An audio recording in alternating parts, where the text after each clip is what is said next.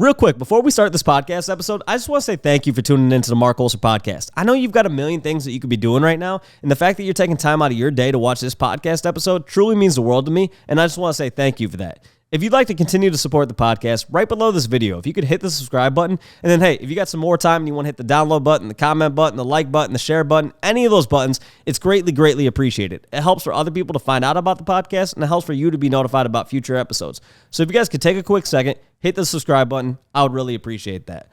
Outside of that, this episode and every other episode is brought to you guys by Roast Umber Coffee. As some of you guys know, I co-founded Roast Umber Coffee, and we have the greatest farmers in Guatemala and Honduras and the greatest roaster in Grand Rapids, Michigan, all to bring you guys the greatest cup of coffee possible. So if you'd like to try it out, go to our website, use the coupon code MARC30, and you're going to get 30% off your coffee.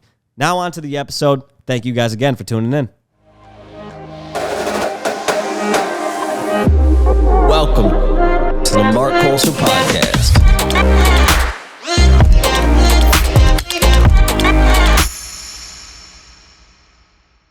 I don't know where we even begin this one. Like this is an episode where I've been looking forward to having you on this podcast. I want to say, when was mint date? Like April something? Yeah, April 26th. Okay, since April 26th, 2022, I've been looking forward to this podcast episode.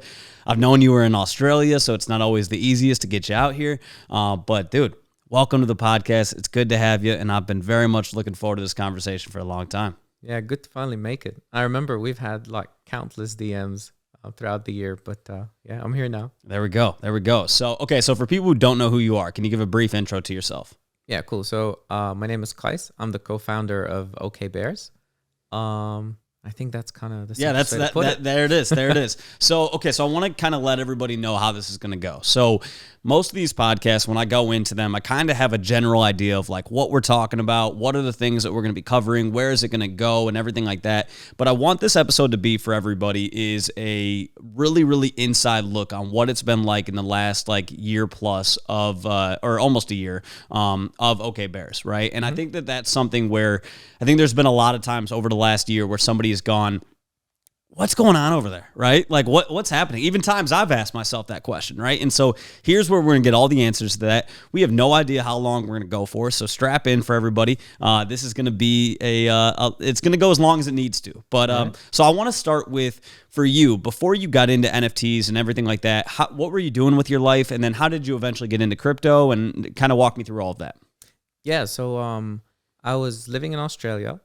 I had started working from home before COVID, and that's because I had two little ones, and I kind of had taken the decision that I want to be around them as they grow up. So 4 or 5 years ago, I was working for a tiny little studio on top of a mountain. It's a small marketing agency, and we had 2 or 3 clients. And when my daughter was born, I think I spent a year just doing the 9 to 5. And then I'm like, nah, this is not working. I'm barely seeing her. So I had a chat, and I started working from home. I think I was doing like 2 or 3 days from home, and that changed everything for me. Like, it was really cool to see her kind of growing up. And then when my son was born, I'm like, I need to do this more often. At the time, I was like really good friends with my boss, and he's like, yeah, man, just do whatever you want. And so in that time frame, I would say, and I don't know if this is unique to just me, but OK Bears came at a moment where my life was perfect before it, right? So I was in a good place.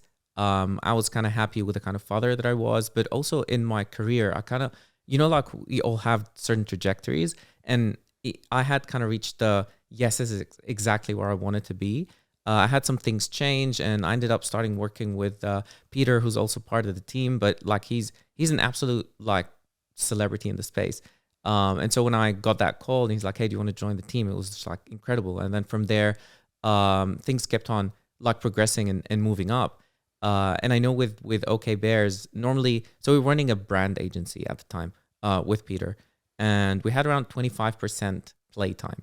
I know Google does something similar, but the previous experiment was creating a 3D game.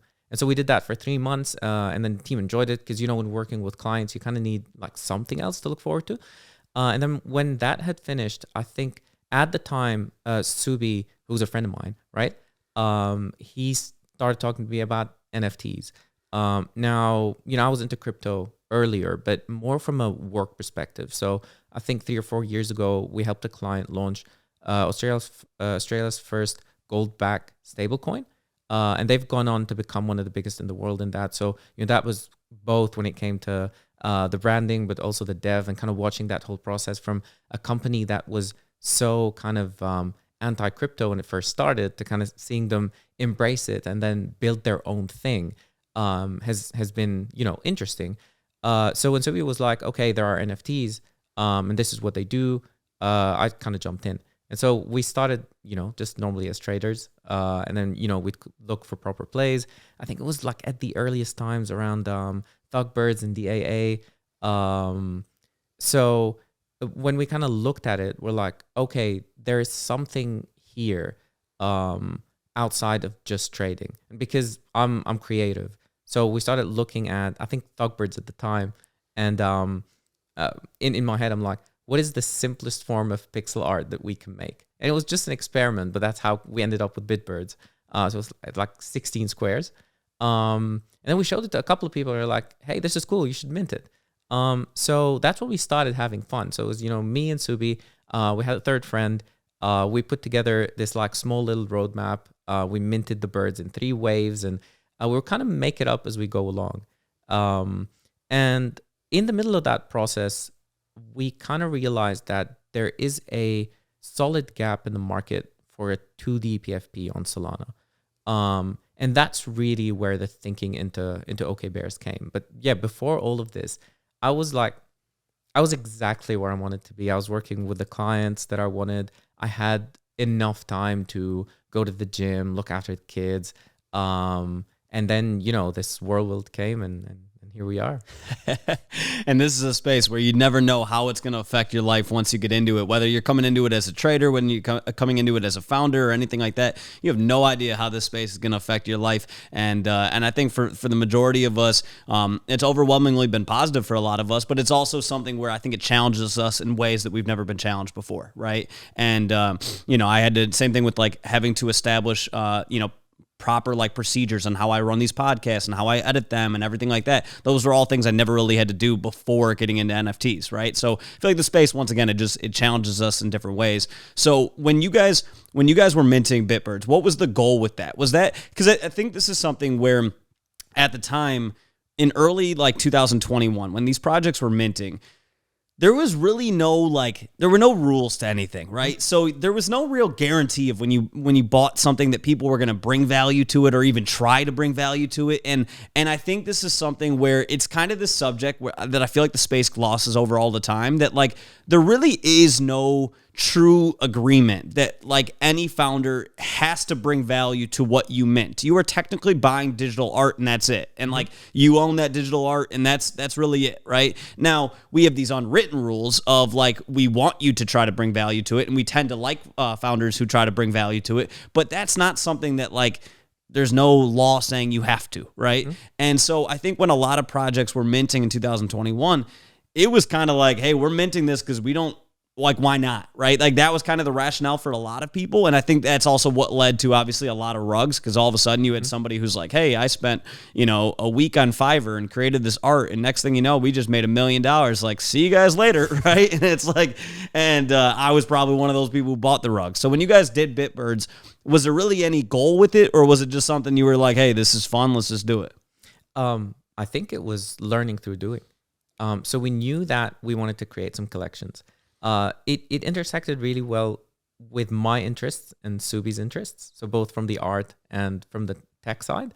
And I think with Bitbirds, it was an exploration of like how far can we take simplicity when it came to like pixel art. And to be honest, like we had no idea we'd mint out, so that's why we're like, we'll start easy. It was, I think, 1,111.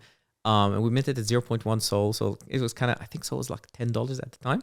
And so people that bought into the project weren't like, they didn't have massive hopes. They weren't like, okay, we're going to buy this is going to explode. It was very clearly communicated, hey, this is an experiment. Let's see how far we can take it. And at the time, we had a lot of friends in the space minted, and we didn't do much marketing. There was no hype. It was just like from people who knew us. And then we managed to mint out. I think at the time, George was kind of like at the height of his influence. And then I remember like he made a tweet and then suddenly the whole thing sold out. And then when it did, we had, tiny little bit of funds and we're kind of sitting around thinking, okay, now what? And I think those continuous now what's made us be able to like understand how to build an NFT project and where we wanted to go. But for example, with Bitbirds, after we minted out, we're like, would be cool to kind of just do a free airdrop. All right, what do we do? And then we created these worms, which are, again, 16 by 16. We dropped 300 of them randomly to like 1,000 holders. And then after the drop, we were like, what do these worms do? And we're like, I don't know what they do. They're just worms, birds eat worms. And from there, like it started writing itself. So the community that we originally had was so interested in the lore that we ended up going in that direction. I remember around the same time, like the whole floor sweeping thing was a meta. So we're like, okay, let's write a story into it. So if birds touch the floor, there's a snake on the floor and it'll eat them. And so everybody that would list, below floor or below mint, we would just go and buy it. Again, we're talking like tiny little amounts of money. So it was easy to kind of manage. And then we did this little snake thing on the website. And every time it would eat a bird, like it'll have one extra square, kind of like the Nokia snake. And then from there, we started experimenting with like battling. So like, we're like, okay, well, some of your worms aren't actually worms, they're snakes. And then you can battle your 2 NFTs. So you send them to us, super manual at the time. So you send them to a wallet and then we'd make an animation and then we'd send one of them back. And then if you get the bird back, one of the squares turns yellow. So it gets an armor, it becomes a Sir. And you had the chance of the worm becoming like a Sir worm. And really it was just a bunch of fun. I mean, for anybody that started this podcast, waiting to hear about OK Bears, this is just like absolute random. But it's also why we don't talk about Bitbirds so much, because it's got such a unique, tight-knit community that actually enjoy what is happening. So we're like, we don't want to artificially pump this. And I know some of them are sitting around thinking, yo, what do we get our turn? But there's just something very special about having a small community that is not involved in the daily day of Twitter. A lot of them hold bears because when we minted, we kind of, we opened up whitelist for these guys.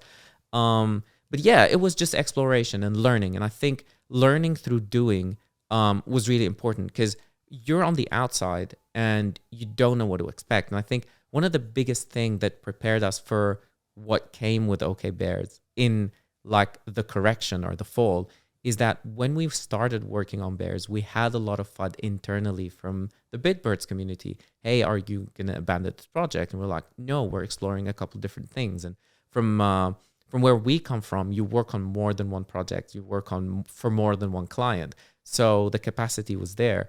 But we had to start navigating it. Some people on Twitter weren't happy. Some people in Discord weren't happy. And of course, it doesn't compare to the stuff that, we had to deal with later. But even that was absolutely instrumental in what was about to come. Yeah, and I think it's something too where once again it's like we're writing the history of what all of this looks like, right? And I think this is a space where if people are not happy with what you're doing, they have the ability to show it because obviously there's crypto Twitter and people are very vocal on there, but they also have the ability to just floor their NFT, right? And if they own a large collection of it, they can do that and it can have a dramatic effect on the project, right? There is I'm going to tell a random story, but it'll just kind of come together here. There was this black bean hummus that I used to buy all the time, right? And it was my favorite. And I would buy it twice a week, and I absolutely loved it. And then one day I went to the grocery store, and it looked different. The color of it was different. And I was like, man, like it says it's not expired. Like I'll just buy it, whatever. So I buy it. I try it. I'm like, oh man, this doesn't taste the way it used to, right? So I'm like, okay, maybe I just got a bad batch. Went back like a week later. Hummus looked exactly the same as the one I just bought, right? So I'm like, man, did they?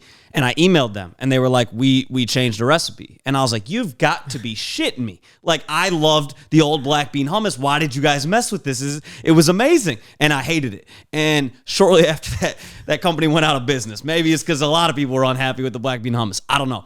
But the thing is, like, there was really no way for me to voice outside of me just emailing them, there was really, most people probably didn't do that. They probably just didn't buy it again, right? But there was no way to really voice your displeasure, right? With this, there is a way to do that, right? Yeah. And I think, once again, it comes back to, I think a lot of ways there's this expectation of like, you're going to work on something to the death, right? And I think that's in life in general, that's never a good strategy. Sometimes you have to be like, hey, we're just going to let that thing be. And, and then, hey, we're also going to put energy into this. Maybe that means we're going to put some more, like maybe once we have an idea that works for Bitbirds, we'll bring value to that over time. But a lot of times I think people are like, well, what's next? What's next? What's next? What's next? And it's like, the reality of it is great ideas take a minute to come to you, right? Now, does that defend project founders who are sitting there doing nothing? No. Communication is incredibly important, right? And I think a lot of the problems that exist in the space come from a lack of communication, right? And that's always been one of the goals of the podcast, has been to fix that, to bring more transparency, to bring better communication to the space so that people can really know what's going on, right?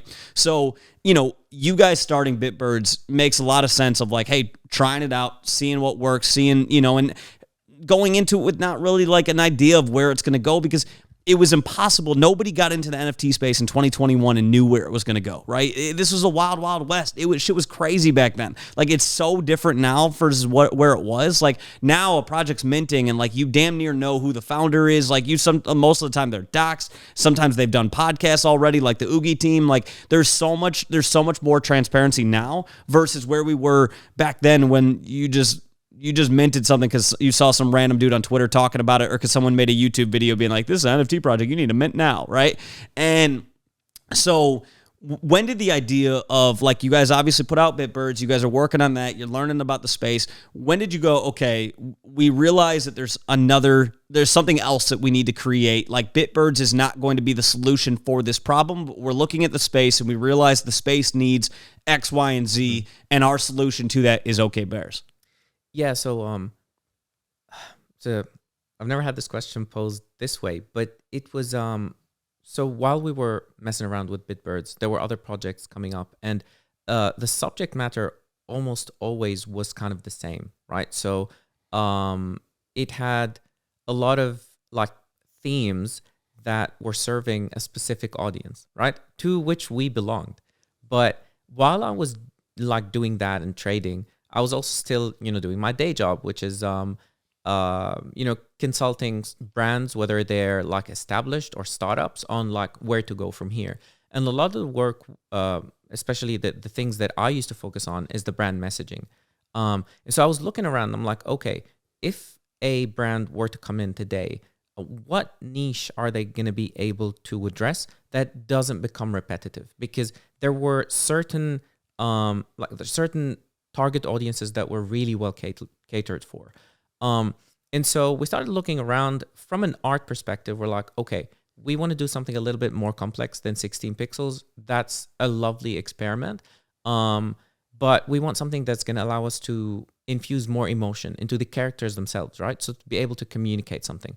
And so first of all, it was actually about deciding about the kind of art. So we were confident that we wanted to mint on Sol, and we looked at what was currently available and what had like a clear successful path. So you had, SMBs, and at the time Thugbirds, they were looking after pixels really well. And then when it came to 3D, DAA was there. And then, so we kind of looked at all of that, and then we're comparing with Ethereum because this is the new emerging market on Sol. And we're like, okay, what can actually, what is something that the Solana community would like that currently doesn't exist? And in our heads, we kind of thought about a combination of Azuki and Bored Ape, and I'll explain.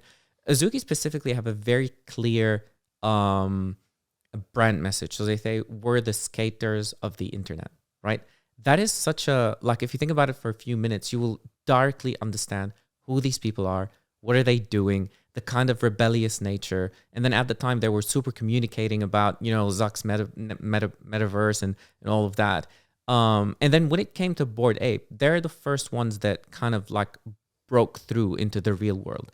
And because from my side, my job was to ensure that brands break out into the real world. It felt like an organic problem to try and address. So we picked our style, and then after that, it was thinking, okay, if this is going to make it out to the real world, what are its chances, and what are the things that we can leave out so that we can give it a higher chance, right? So that's why when you look at OK Bears, they're PG, right? That's the simplest way to put it, because it feels like it's got the least amount of roadblocks to allow it to jump off the internet. So it was combining. We had now a direction, which is, okay, we want to create something that is brandable, that is easy to adopt.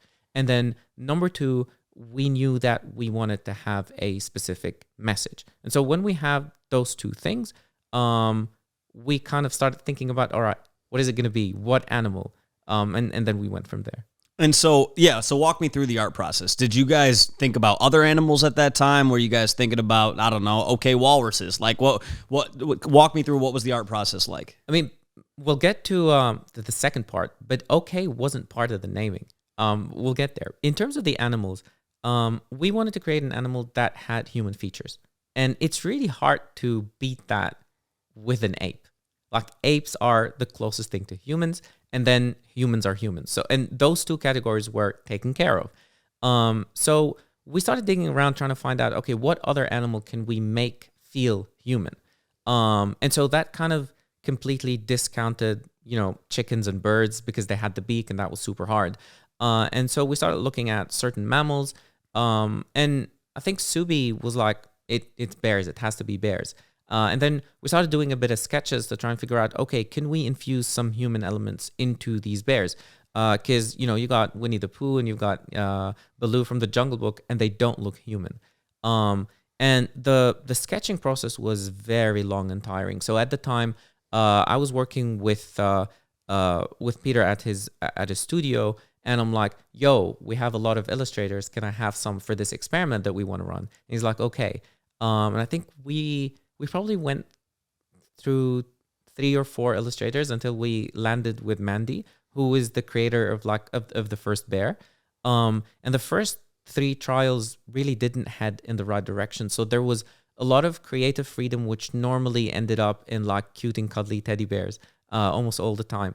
But working with Mandy, and I always ensure on the day-to-day that I give her a shout out, because as an artist, it is really hard for you to get feedback of change this and can we fix this and can we change that. And she was super patient, because I think she understand where we were trying to go. She understood that.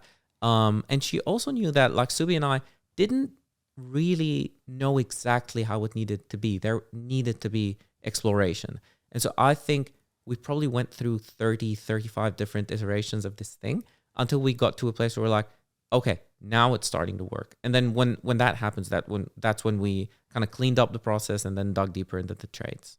So when you guys were first coming out with, like, once you guys established, okay, it's going to be OK Bears, or actually how did the name then come to be once you guys had decided on the art style and everything like that? Yeah, so I'm going to start saying I from here so that I like don't put words in the team's mouth, but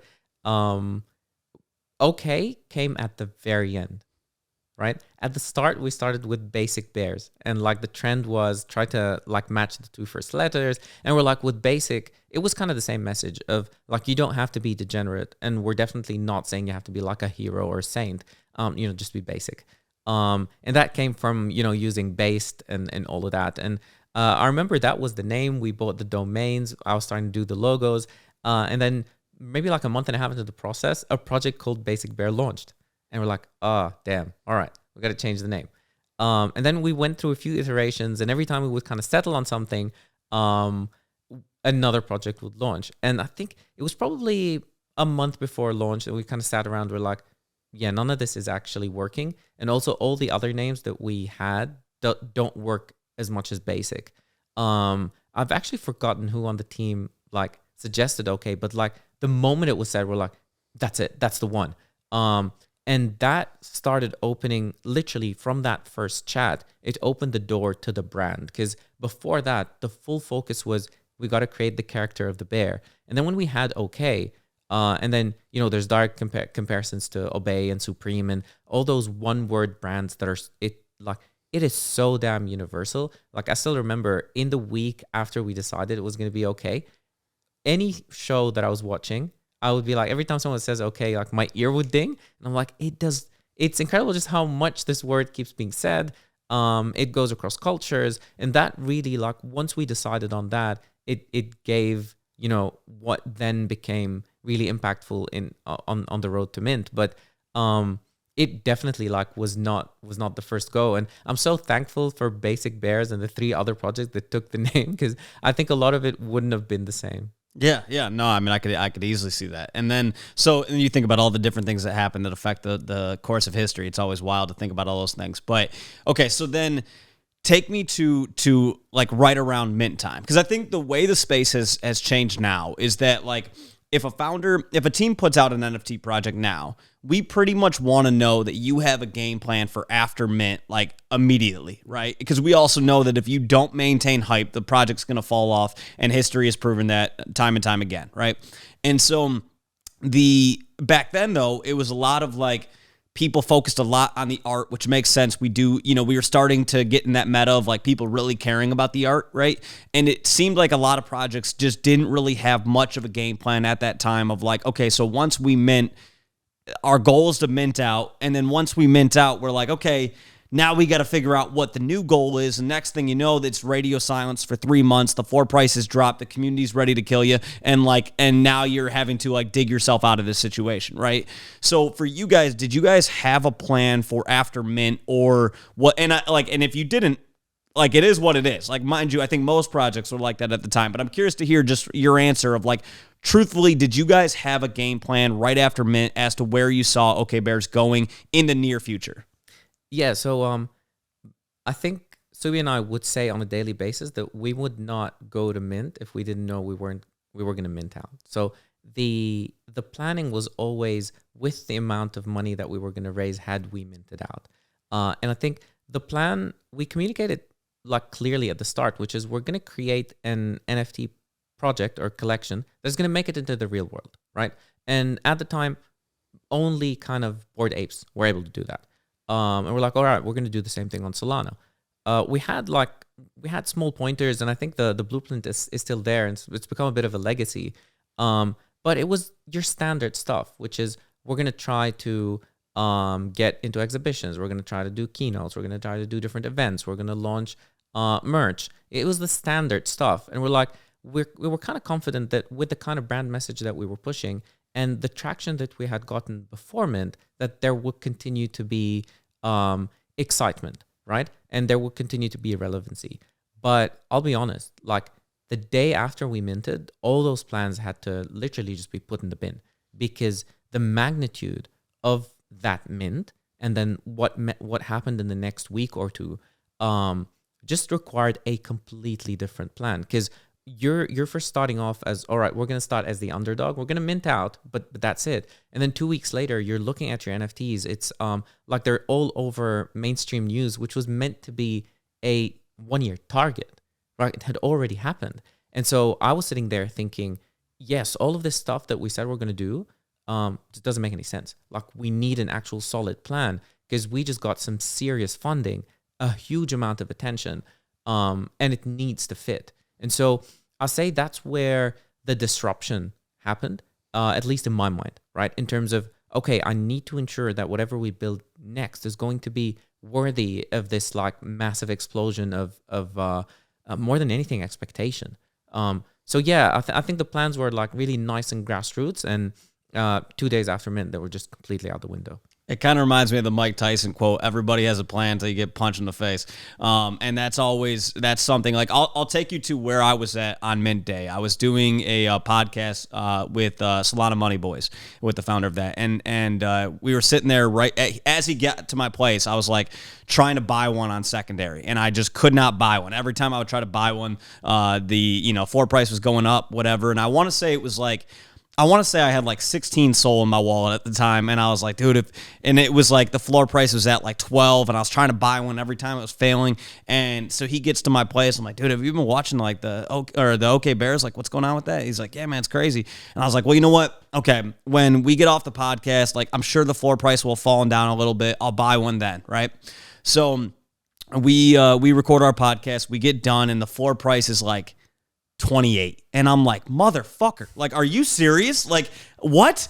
And so I'm like, you've got to be kidding me. And I'm like, I'm not missing out. This might go nuclear, whatever. So I go buy more Sol. I come back in. I find a bear that was ranked like 300 for like 40 Sol. I buy that. Boom, I'm in, right? Okay, I've got my okay bear. And then, so remind me, because you'll know better than I would. The floor price ran to, what was the peak it ran to? 265. Okay. Like and this was when Solana was around $100, right? Yes. So basically the peak of OK Bears from USD was like 28,000, somewhere around there, right? Yeah. Okay. So, and how long did it take to get to that point? Like 3 weeks, 4 weeks. I could be wrong. It was quick. It was quick. Yeah.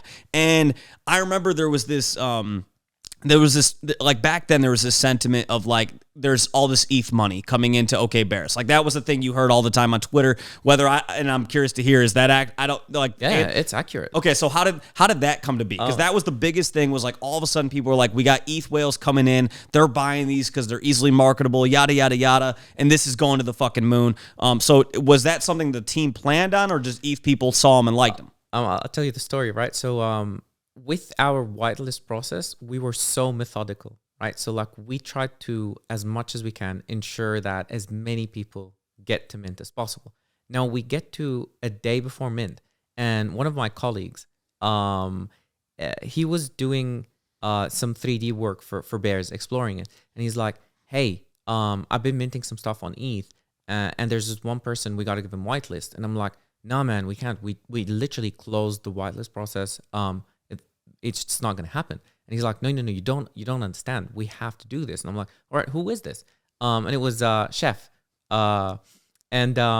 He's like, because they're both from Indonesia, and he's like, Chef is huge. Like, he's got 2 million followers, but like also he's a great guy and he's my friend, and you just got to give him whitelist, man. And so I had a chat with Subi. He's like, all right, cool, let's do it.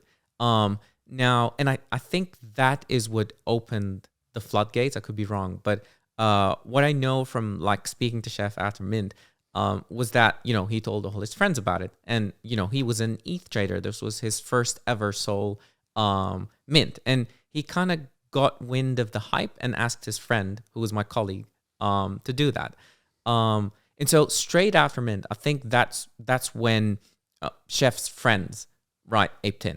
And I do think that changed the entire trajectory of like OK Bears and what was meant to happen after mint. I think also at the same time, OpenSea had started listing Solana NFTs, I think like a day earlier or on the day, I'm not sure. And so when the volume was happening, people logging into OpenSea would see OK Bears and kind of click on it. They're like, what is this? It's not even on ETH. And because the price was so low, but the hype was so high, people just kind of jumped in. And I'd say from a floor price perspective, that was amazing for the people that kind of rode the wave and sold the top. But for me personally, like I was actually, I don't know how to describe it, right? But I was definitely not happy, right? In the first 2-3 days. I still don't know how to put it into context, but there were a lot of mixed feelings about what was happening. I think the first thing is that we had spent such a long time curating our community. So for anybody that got whitelist early on, like Subi and I used to live in Discord. Mainly because we're not artists, right? So we were looking after the community while the artists were finishing up the art. So we made a lot of friends, but more importantly, we kind of almost knew everybody by name, man. Like, or by their Twitter name, Discord name, whatever. And to kind of see everybody leave in the first 2-3 days was like, it was bittersweet. We would get all these messages of, look, I want to stay, but this money is gonna, pay my student debt. Or there's this one guy who said his wife just gave birth, and he didn't have enough money to take time off work, and because of selling one bear, he's gonna take 6 months off. And then some others in like different parts of the world where houses were actually the value of a bear, especially if they had minted like a rare one. What are you meant to say? So like, we're like, of course, like this is everything that we've ever dreamed of. And to see you guys like changing your lives, just go ahead and do it. And I think we were very vocal on Discord and Twitter, don't sell shame, right? Because we never expected, this is not you minting an NFT at like $100 and flipping it for 400, right? This is real life-changing money. And so a week from then, we had a completely new community. Yes, we had our OGs that had kind of stayed, but it changed the entire dynamic. It changed the expectations. And on a personal level as well, yeah, I had a different plan for me, because after we minted out, I'm like, the simplest thing is that to add OK Bears as a client, right? As an agency, we had tons of buddies and we were used to servicing 20 clients. Some of them are like absolute Fortune 500 companies. So in the first week, that clearly started not being the case. And from a personal level, with part of my work is that I get embedded in certain teams and then I kind of evaluate their marketing or design departments, and then I help rebuild it. And then I kind of jumped out. And at the time, I had scored one with a startup that I absolutely loved. Like, I love the culture, I love the people.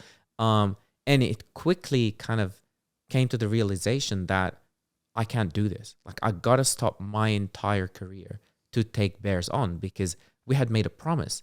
And to me, I was looking at the promise more than the revenue, because like, I come from super humble beginnings, right? So I come from the Middle East. I grew up in a house that is literally the size of just right here. And so it was like a 1-bedroom, one tiny living room and a small kitchenette. And that was it. And I think it was up until I was like 16 years old, I was sharing that with my parents, until they got to a point where like, this is really awkward. Like, just get out. And so, so when it started happening, and I started seeing the numbers, so straight after mint, I went to bed. We were just kind of exhausted. So we didn't see the run up. I woke up in the morning and the floor price was high. And I'm like, yes, we cracked it. This is awesome. But by the time we were going to go to sleep, I'm like, okay, this shit's serious. And there was a ton of feeling, I think mainly of guilt, that I kind of made it, or like we made it. And I don't know how to associate it, but like, to be looking around and thinking, there are so many people in my immediate circle that worked a million times harder, that deserve this 100 times more, and I got it, right? And it just felt, I don't know how to explain it, but it felt odd. I wasn't prepared for it, and we never went into this with the like, the money was not really one of the main targets, because it was like, this is my chance as a designer to build a brand and control it myself. Because previously I'm working with clients and clients are like, yo, can you change this to another color? And you're like, this makes absolutely no sense. But like, after 3-4 times, you're like, fine, man, have your color. And this was different. So coming from the artist or the designer in me, this was like a chance to express myself and kind of build a brand the way I wanted it to. And I think mint funds were around like 1.5 million, and there was a plan like for all of it. So it wasn't, okay, let's go and buy houses and supercars and all the rest of it. It was it was all budgeted for, and we had discussed the idea of like acquiring some of the team members to actually work full time on Bears. So there was a small plan, but then when it went gangbusters, again, like, everything went to disarray. And I would say my own reflection on it I wasn't like jumping and celebrating. I was like, this is a huge responsibility, and something seismic has to change. Yeah, I mean, that's fair. I mean, I remember from like a DGOD holder perspective, I remember seeing the run up on OK Bears, and I was like, this is whoa. Like, this is the first real threat to DGODs, right? And I think that was also probably what caused, and we'll talk about some of the tension there in the communities later, but I think that caused a lot of the tension right then and there, because people who had big bags and DGODs was kind of on our run up at that point. And then memory doesn't serve me right now, but I want to say you guys surpassed us at the time. Yeah, we did. Yeah, early on. Yeah, and I remember being like, holy shit, like, this is like, wow. We got past. And at that time, there was nobody else that was even close to threatening us, right? And so all of a sudden, there was this inherent kind of rivalry there, right? And then you had Nate Rivers on Twitter Spaces, who was shilling the shit out of OK Bears, right? And I'm going to be honest, when I first heard him, Nate, if you're listening to this, love you now, but when I first heard him, I was like, I hate this motherfucker, because I was listening to it, and I was like, man, he he is once again like counter to my bags right now. Like, yes, I have one okay bear, but like I had been doing the podcast with Frank and I was like, man, these podcasts are killing it. I was like, I need D-Gods to be like the number one thing, right? And then I had 2 D-Gods and I was like, so I got bigger bags than the D-Gods. And then you got Nate Rivers in every Twitter space being like, okay bears, okay bears, okay bears, okay bears. And I was like, oh my God, I'm losing my shit. And you just see this run up continuing.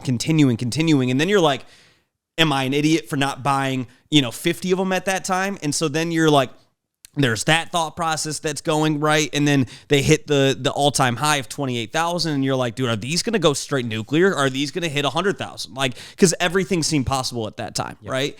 And so inherently all of a sudden it was like the expectations of OK Bears went psychotic, right? And like people didn't, when you went on the website and the website was super clean and it was like, damn, is this something? This is also back in the time where there was like that whole meta of like, yo, Yuga might actually be behind some of these projects and they're going to announce it later and all that dumb shit. And so then there was people like, yo, is this like a hidden Yuga project? Like them coming onto Solana. There was that. There was like, people wondering like, is there a big brand behind this? There was so many like rumors and stuff. And then once again, you got Nate Rivers. Like I give Nate Rivers a lot of credit for that run up because he was shilling it and he made you feel like an idiot if you didn't buy in. Right. And once again, I think that's where a lot of that rivalry came in because there were people that were big bags of D-Gods going like, dude, stop it. Stop. Do not mention OK Bears in this damn Twitter space.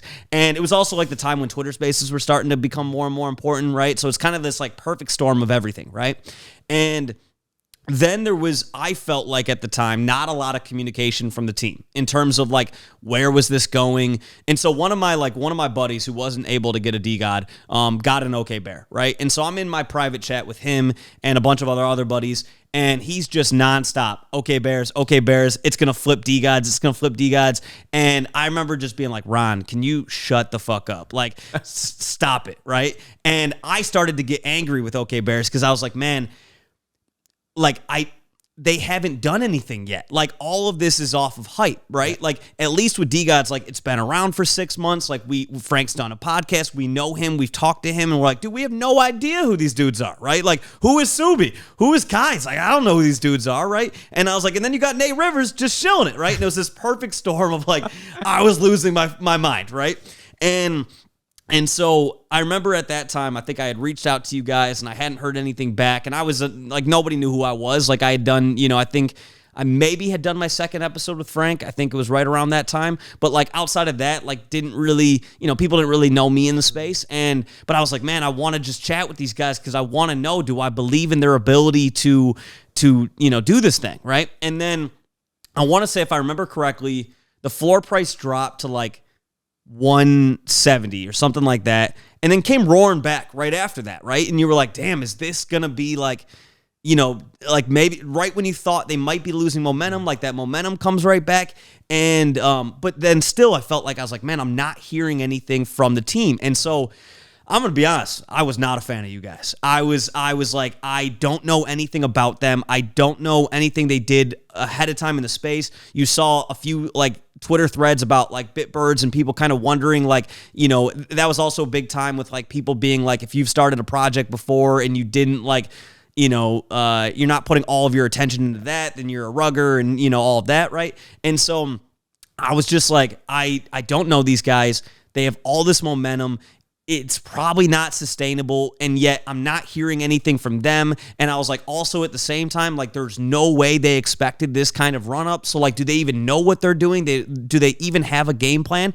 And everything in my mind was like, sell. This is crazy. It's 28,000, sell, right? And then I've got my buddy in my group chat and Nate Rivers in Twitter Spaces, both just being like, okay, Bears to the fucking moon. And so, oh man, I've probably got some texts out there that weren't too kind to either of them, and one of them was one of my best friends, right? But I was just like, man, I don't know how this can be sustained. So I want to know from your end, so you guys have this run up, and at that point, like you talked a little bit about, you had to throw kind of your plans and everything out the window and kind of realize, hey, we're in a completely different situation than we were, right?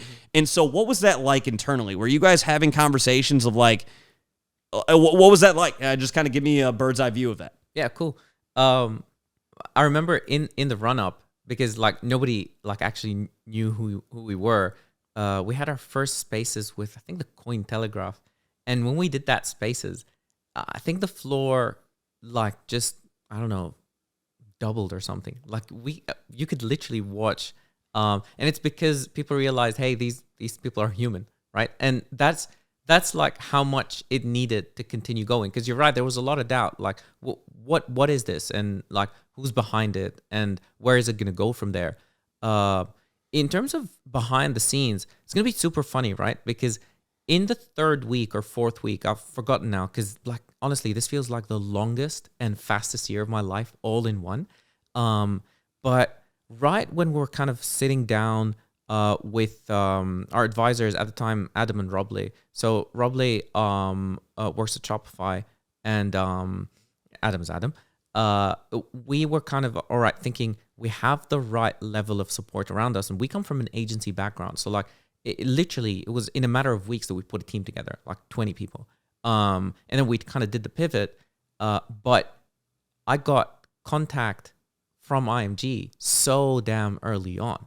And so at any point, it wasn't like, oh my God, what are we going to do? Oh shit, it's going to drop. It was like, oh wow. Like we wrote a couple of fancy words on the website that, you know, transcending Web3 into the real world, and holy shit, it's going to happen. I think I flew to San Francisco or New York, I've forgotten. And I went for dinner with our IMG rep. And from there, I'm like, this is serious. It's actually going to happen.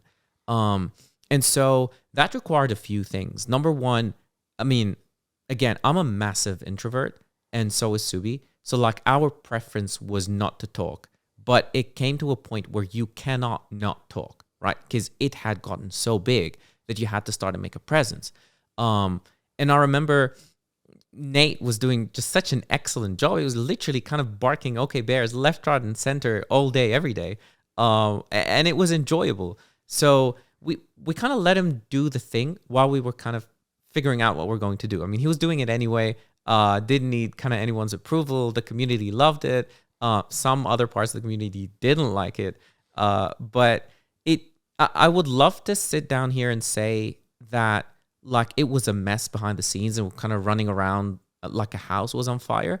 But to have been contacted by a licensing agency so early on, it kind of set the pace of, okay, this is how we're going to go. Now, that also caused a few headaches and a few mistakes. I mean, the first one was I had kind of made the assumption, okay, we're now so far removed from an NFT project, we're going to start acting like a startup, right?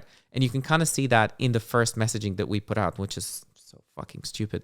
But it was like a fucking A4, right, with a letterhead. And like, these are the plans for the next month. And then in a month's time, we're going to let you guys know where we're going to be. And I remember we spent a lot of time putting that thing together. It was like 2 a.m. We were in a hotel, and I clicked send on Discord. And that's when we saw the floor just plummet. And people were like, wristbands. That was it. I'm going to pull up my text, actually, because I want to see what I said when I saw the wristbands, because I was losing my shit. Because I also, in college, I sold wristbands. And so I was like, I know that you can turn these around in like upwards of maybe 3 days. And so I remember when I first saw wristbands, I got to see if I can pull that up. But it was like, yeah, it was something where I just actually, you know what? I'm gonna search your name in my Telegram chat. Oh man, these might not be too kind. I'm gonna be honest. I might have to read you some. But I remember just 6/13/2022. Kai's gives me no confidence. I'm sorry, man. I'm sorry. This is like one of those SNL skits where they they have people read mean tweets. Oh man. Some of these I can't read. But Kai's got to rescue the ship. His tweets last night were a disaster. That was oh yeah. See, privately I speak my mind a lot. Publicly I don't often. And the reason why I say that is because I believe in like I would rather have this conversation. I'm red right now because I'm reading all these in front of your face. But I'm a big believer of like say it directly to them, right? Which is why I was like, I think I said to you on the phone when we first chatted, I was like, man, like I'm gonna be honest, like I want to give my perspective as a holder, and also kind of see like where my frustration was, and then also like I think it's kind of a great example of like life that like sometimes we say certain things and over time you can change your perspective on things. And so that's why I'm like, you know, at the beginning, I'm like, Nate Rivers annoyed me. Now I have a lot of respect for Nate. And it's like, and I also understand why he was doing it. And there was a method to his madness. And also it worked. Like he did incredible things. So whether I liked it or not, it worked well. Yeah, right. Yeah. And I think that's a great example of like other people in the NFT space. There's some people where you could not like how they go about it, but if it works, you have to respect it. Yeah. Right. And so, you know, for me, the frustration was like, it felt like in the space, we needed that like hype thing that you were waiting for. Right. And so I remember there were the few things that I remember right after Mint was like, short time after was the conversation about wristbands. And I remember just being like, okay, if they ship this immediately, like, okay, might work out well, right? Maybe they'll capture some excitement here, you know, whatever, right?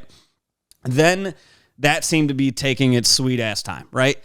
Then there was the Lonzo Ball announcement, right? And I don't remember when exactly that was, but I remember like that was hyped up a good amount and everything like that. And then it was Lonzo Ball, and I was like, I remember just saying to somebody, I was like, he's not even the best ball brother. Like LiMelo is. LaMelo is. And I was like, man, like it's not a bad thing, but I don't really see how this like what this does for the, you know, for the project, right? Yeah. And I was like, okay, is he gonna like if he pumps it super heavy, maybe Lonzo starts repping it everywhere and like, you know, maybe that does something, but like, you know, because this was also at the time where you started to see people rocking like Bored Apes on shoes and stuff like that, right? And I was like, okay, if Lonzo goes to a game and he's rocking, like he's got his OK Bear on the shoes, like that could be kind of dope. But at the time, I also felt like he got injured right after that, and he's been like perpetually injured ever since. And I'm like, you know, it was just kind of bad timing there. And then it felt like all of a sudden, we also saw like the collapse of Celsius was right after that, right? And all of a sudden the price of Solana's down. And so no matter who you were down on OK Bears, right? And so that was a really, really tough time period. I think that didn't help our case, right? So we'll get to the part where I talk about all the mistakes I've personally made. Yeah. But to have to contend with like that and it continuing to happen, because it kind of coincided, right, with the Celsius stuff. So I think Sol started crashing, and then at the same time, all the floors were going down. But the kind of the celebration outside of the OK Bears kind of community is, well, the Bears are going down. It doesn't matter what else is going down. These guys are kind of dropping. And then I remember around the same time, you know, D-God started like their run up, and it kind of, so that didn't really help the perception. But for a lot of people that came in from Ethereum, right? Because you got to remember, you know, Chef Nate and friends, Sol was crashing, but ETH wasn't.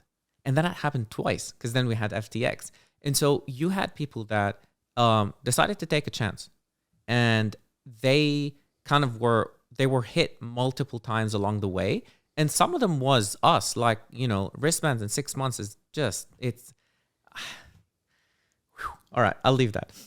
But all these things compounded to kind of ending us up in a bit of a situation where you're like, okay, great. These guys pumped. I don't know if it was organic or not. I sure shit didn't like them. You know, and when you got all the way down to the bottom, the difficult thing was there was no underdog story for us, because there was never all right, these are gonna rise. Because the whole thinking was, we don't know who they are. We don't know what they want to do. And there was a lot of like back channel chatter. Is any of this organic? That they have to pay the influencers? Is it a pump and dump and all the rest of it? So when we kind of crashed, everyone was like, great. Now let's put bears to the side. That was a story and a half. Let's keep going. And I'll be honest, I think Warbucks said that a couple weeks ago when kind of we were onboarding him, and he's like, the rise of OK Bears is not a rise, right? It is not a story that people are going to want to cheer on the way up. And I understand that. And I think I understand it from like the simple mathematics that there are people that came into the project, they've invested a lot of money at the top, and they're down. And so in this case, you know, we started talking about Nate, But I don't blame that Nate is sour now. It makes perfect fucking sense. I mean, number one, he put his name on the line. He did it for 3 months. He shouted about bears. And then he got triple hit, twice by Soul and once by us, right? In terms of like the when we ended down at whatever the lowest was. What do you expect these people to do, right? I mean, he's done the dignified thing of like not blasting us on Twitter all day, every day, but you got to understand the context, and you also have to cut people slack because we're all human. And so this is where I kind of like disagree in that the people that are down on bears, they should be angry and upset, right? Half of it at me, no problem.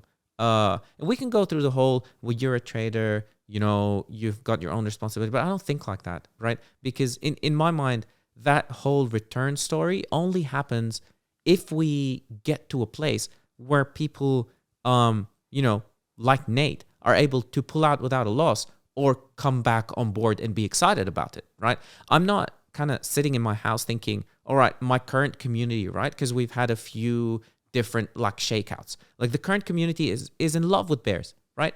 But to me, I'm like, of course I want to build for them. To be honest, Mark, I wouldn't even be here like today if the current form of the community doesn't exist. I mean, the amount of belief and support that I got from them, especially at like my lowest times, I will never forget. And I'll repeat, I didn't come into the NFT space looking for a career. I had one, right?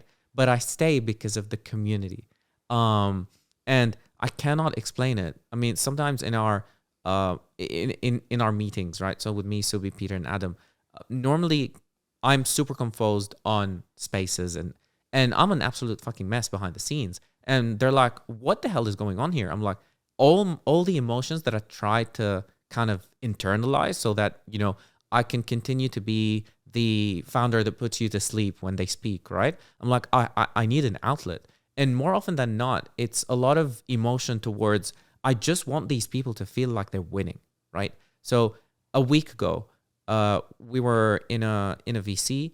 I remember Zach said, I don't care about the announcement that's coming at NFT NYC. I don't care about it pumping bags. I'm like, so what do you want from it? He's like, I just want these good times to continue. And I'm like, what do you mean by that? He's like, nobody's bullying us, right? Nobody is, it seems like people are interested. At the very least, people are kind of stopping and looking. And dude, like to hear a grown-up man actually say that is so fucking heartbreaking, right? And to think that, like, people assume that because I keep a straight face, because I don't, you know, swear too much, because I don't scream on spaces and all the rest of it, that I don't care. But that all shows behind the scenes, because I understand the position that I have as a founder. I know before we kind of started recording, we were saying about a bunch of like founders that, you know, you're waiting for that tweet, right? The tweet that's, I can't take this anymore. I got to take a mental break. This is not what I expected. And this will never, ever happen with me, right? Because I do have the support system that allows me to be that kind of mess behind the scenes. And then these guys will help out. And then we will kind of go from there. And that's less about solving mistakes or announcing things, and more about the fact that the community has become friends, right? And it's a very irrational kind of care that I've developed that probably wasn't there at the start, right? And it wasn't there because you need time to build relationships. But I've completely forgotten the question, to be honest. No, it does. Honestly, I love where these conversations go, because the question barely even matters. It's just where the conversation goes. But no, I mean, I think this is, it's important for people to remember this space is really hard, right? And so my frustration was I always compared founders to other people that I had talked to, right? And so right at the same time that you guys were running up, so was the Fracture, Soul Gods, right? And so I had talked to Hex about coming out to, the founder of the Fracture, about coming out to LA, right? And this is right around the same time that I was pushing heavy to try to get OK Bears. And I remember at one point, like, I went into Discord and was just like, I'm trying to get guys on the podcast, you know, whatever. And I remember, like, there were like 50 comments in a row. And then I want to say somebody on the team, I can't remember if it was you or Subi, somebody was like, wait, who is Marc Colcer? And I remember just being like, damn it, I'm a holder. Like I'm trying to help the situation here. And at the same time, when I was talking to Hex and I was like, hey, let's, Fracture's doing well. Let's have you come on the podcast, whatever. He was living in England, I think at the time. He was like, okay, cool. I'm going to come out, and booked a trip literally immediately and came out within, it was like 72 hours, right? Which I don't know how much that flight costs, but booking an international flight in 72-hour notice is not cheap, right? And I respected the hell out of how much he cared, right? And that was my thing with OK Bears at the time, is I was like, I don't know if they care. And I can't tell. And that was something where my frustration, and I didn't really take it public. I'm once again, I'm not a big believer of taking frustration publicly, because I just don't think that really helps anything. A lot of times people spend time on Twitter bitching about certain projects, and I'm like, dude, go out of your way to try to contact somebody who can get a hold of the team. It's not easy to get a hold of teams. Like I can attest, like my DMs are insane. So I don't know what it's like for you guys, or you or Frank or Hex, or, some of these people. Like I'm sure it's crazy, I know it's crazy. But the thing is, like, when you there's a certain level of like constructive criticism that's a good thing, and then there's like times where when I said like I would say whatever in private to my friends, it was because I was like, that's a private conversation, I can do that. But if I take that and I put it out publicly, right? If I tweet out Kai's is a bum, what does that do to help anything? It doesn't do anything to help anything, right? If I have a conversation with you one-on-one and I go, or, somewhere, or maybe it's a Discord, chat or whatever, and I say, hey, let's work on the communication. That's how we build positive, constructive criticism versus like just being angry, right? Now, privately, there's a lot of money involved with a lot of this stuff. So I get the anger that people feel, because I've felt it, right? And so, at that time when you have something that you value, at the time at $28,000, which is, more than my car at that moment, right? And then the value on that starts dropping. Human nature is you get angry, right? Yeah. And I remember just saying to my buddy at the time, because he had never really had a big win in NFTs yet, and I was like, bro, sell. I want you to make a bag. Like, and he was like, no, I'm holding it for a moonshot. And that's kind of the same mentality I have, and it's probably the reason why I still hold my D-Gods, was because if I didn't have that mentality, I probably would have sold on the run-up, right? And so I just said to him, I was like, bro, sell. We don't know that they're going to be the next big thing. We haven't heard from them. They haven't done anything yet. And I was like, just sell. I want you to get this big win. And he wouldn't. And so as same result, I was like, I'm not going to sell then. I'm the day he sells, I will sell. Right. And I was just like, bro, sell, get a win, get 10K, get 15K, get whatever. Like, and it just wasn't happening. And then when I finally sold, when Utes was getting ready to come out, I was like, there's nothing right now that says to me that like this is going to go anywhere. And I was like, I have to sell. If I can get another Ute, it to me like that has more upside right now. And so I want to say I sold my bear for like something like 88 SOL, something like that. And then I ended up putting in like an additional 15 and was able to get another Ute, right? And so I still looked at that as a L, even though it was more than what I spent. I was like, man, I'm so disappointed in my experience, right? And I remember at the time I hadn't even got my wristband yet, and it was like 3 months after I'd put in my information, and I was like, dude, I'm just bummed. I was like, I didn't expect it to end like this, right? Yeah. And then it was shortly after that I got my wristband. I had already sold my bear, right? And I never publicly said anything negative, but I was just like, man, I had such high hopes, right? And then but I still said to my buddy, I was like, man, I want OK Bears to do well. I hope they recover. I hope they turn it around, because for you, I want you to do well. And then at the same time, it doesn't help the space when we see projects die out that had a lot of momentum, right?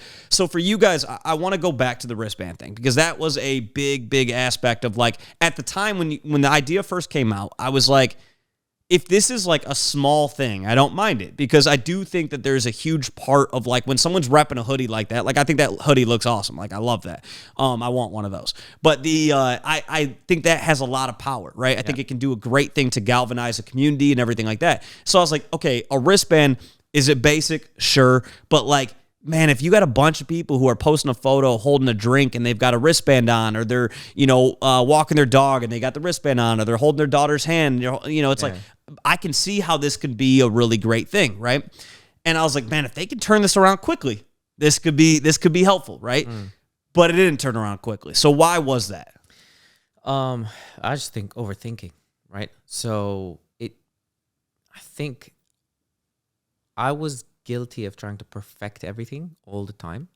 And it took a while to just let loose, right? To be able to say, we said we're going to do this thing, but we're actually not going to do it. Or we were going to do this one way and we're going to do this another, right? And I think, to be honest, I think a lot of that came from the way we were perceived.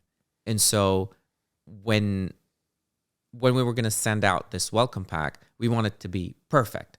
And then, you spend a month and a half, and suddenly you're like, this thing has almost lost relevance, right? And you're going from, the material of the wristband and then the messaging inside the actual package and all the rest of it. And I think specifically because we do free shipping, that was a little bit complicated too, because then you had to, the actual logistics of it were not that simple. Around the same time, the kind of the timeline was changing, but like this specific thing still needed to be delivered, like you said. So like the thing arrived to you after you were like, you know what, I'm out, right? And it's just a big fucking mess. There's no other way to kind of explain why it happened other than absolute overthinking.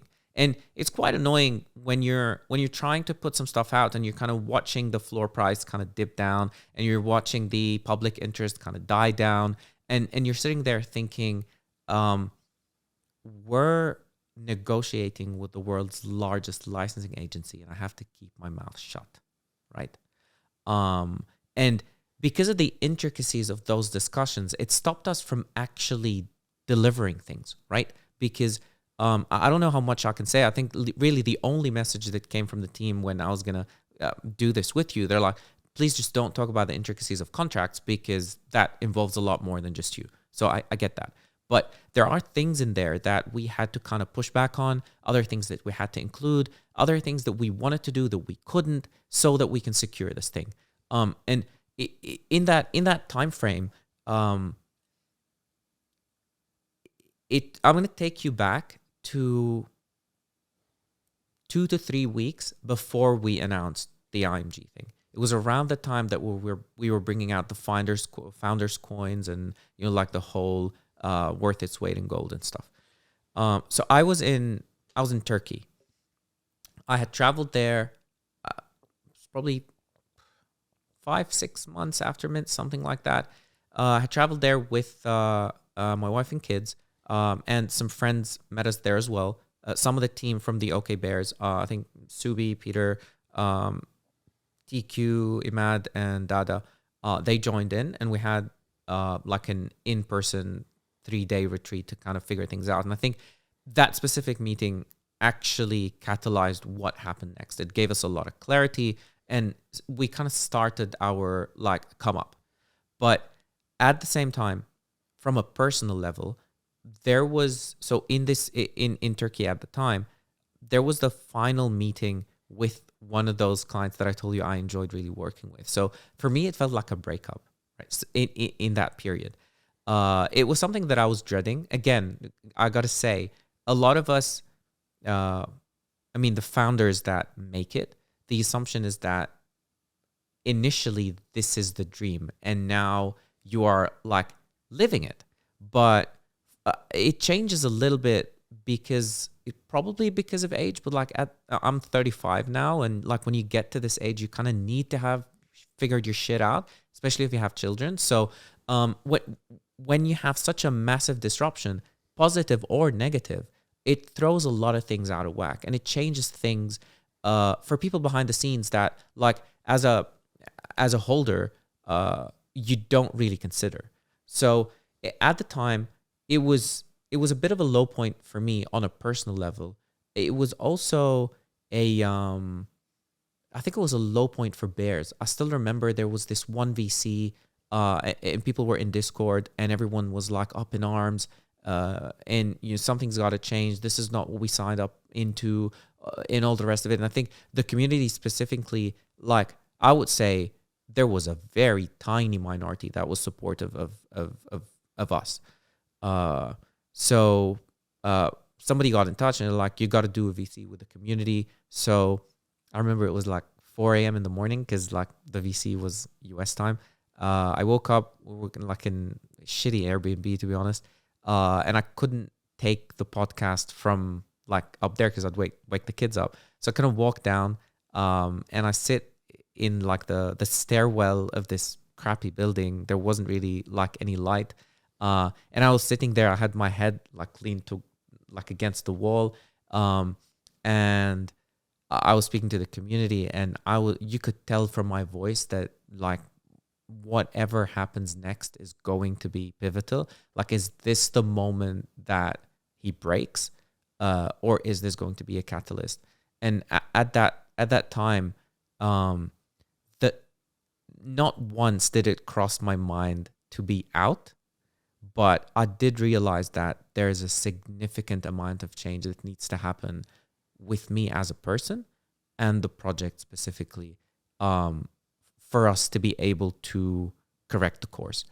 And around the same time is when we finally decided to bring on some people from the community to help with the team. I think it's Drims, Burns, Beck, Ellie, Nate, and Chad. We brought them on, and that was the first time we let the community in on kind of like the back door of what the team was working on. I think we were kind of morally trying to keep that separation of like, if you're a trader, there are some things that you're not meant to know. And so how do we navigate that? How do I make you a team member, you as a holder, and then not tell you anything, right? And we found the dynamic, but that was really the thing that was stopping us most from communicating, because with the stakes that we had on the table and us knowing the magnitude of that deal, we kind of went idle.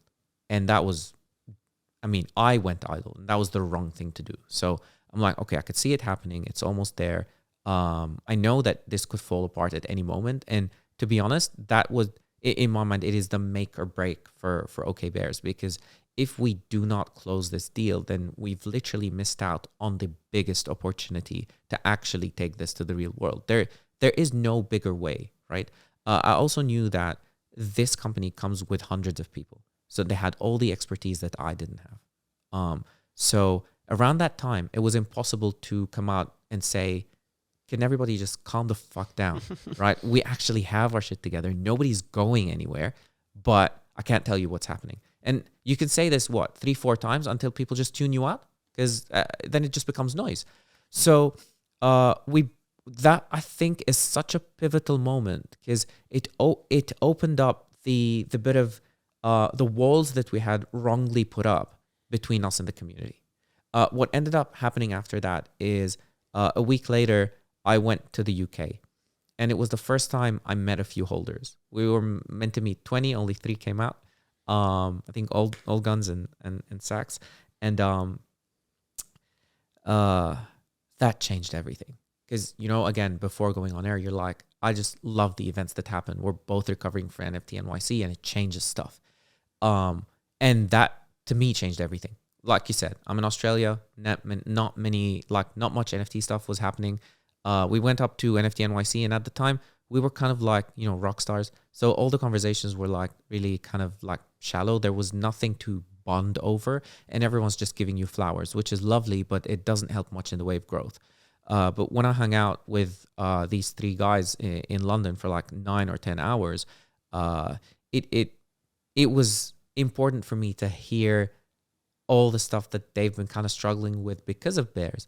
And sometimes, some people might be dismissive and say, yeah, that's just JPEGs. But with the kind of dynamic that we've gone through, our kind of diehard holders have had to kind of like, they had to own their bread, right? They had to earn it. They had to go through these things. And after I met these guys, them going to the community and telling them, this dude's real, right? And this is the stuff that we talked about. We believe him. That is a massive turnaround, right? And it was quite silly not to try and go for that first. But again, I'm an introvert. So like when we go out like on family kind of, with other families and stuff, I'm the guy sitting on like in the back of the room on their phone, right? Or just playing with the kids. So it took a lot of growth from my side. And I started noticing that like I never expected at 35 to evolve yet again, right? Because you're like, this is the rest of my life. I'm okay where I am.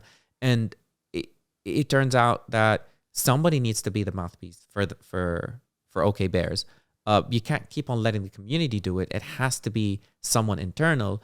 And I kind of took that on myself. And I was super uncomfortable with it. I mean, I still and R, and holders are like, can you stop doing that? But like I'm still going from a personal perspective. And I still have more growth to have. But with now the community realizing that I'm real, I mean, had I jumped onto that podcast with you early on, it would have been the same thing. So these guys then went and spoke to the community, and that changed everything. And then from there, every time I have a chance to meet up anybody, I meet with them. I started with like, Zoom calls, literally anybody that has one bear, I'll have a chat. To like NFT NYC, we had this one event, but then throughout the rest of the 4 or 5 days, I would just have like dinners and lunches and whatever with just individual holders. And that changes everything. And I think that takes us a little bit to what happens from here with bears, because that is an area that I don't think we have put a lot of weight into. And I think that needs to be almost the entire focus for what happens next. Yeah, I mean, I think what it does is when you connect with holders like that, it gives them the ability to defend you, right? It gives them the ammunition to defend you with, right? And so I think that's one of the reasons why like the DGOD community is so rock solid, is because most of us have either talked with Kevin or Frank or have met them in person, or we've received a benefit from them in terms of like, we got Utes and we got Dust and we got all these different things, and it gives you this reason to defend them, right? And I think as a result of that, the community's like, we'll never let you shit on DGODs. And I even tell them sometimes, I'm like, yo, sometimes you don't have to respond to that. Like, I'm the one who's always in our chat being like, JB, can you stop bitching at somebody on Twitter? Like, I'm always the one saying that kind of stuff. But I get it. It's because they feel this connection of like, we want to defend our bags because they've given us a reason to believe in them, right?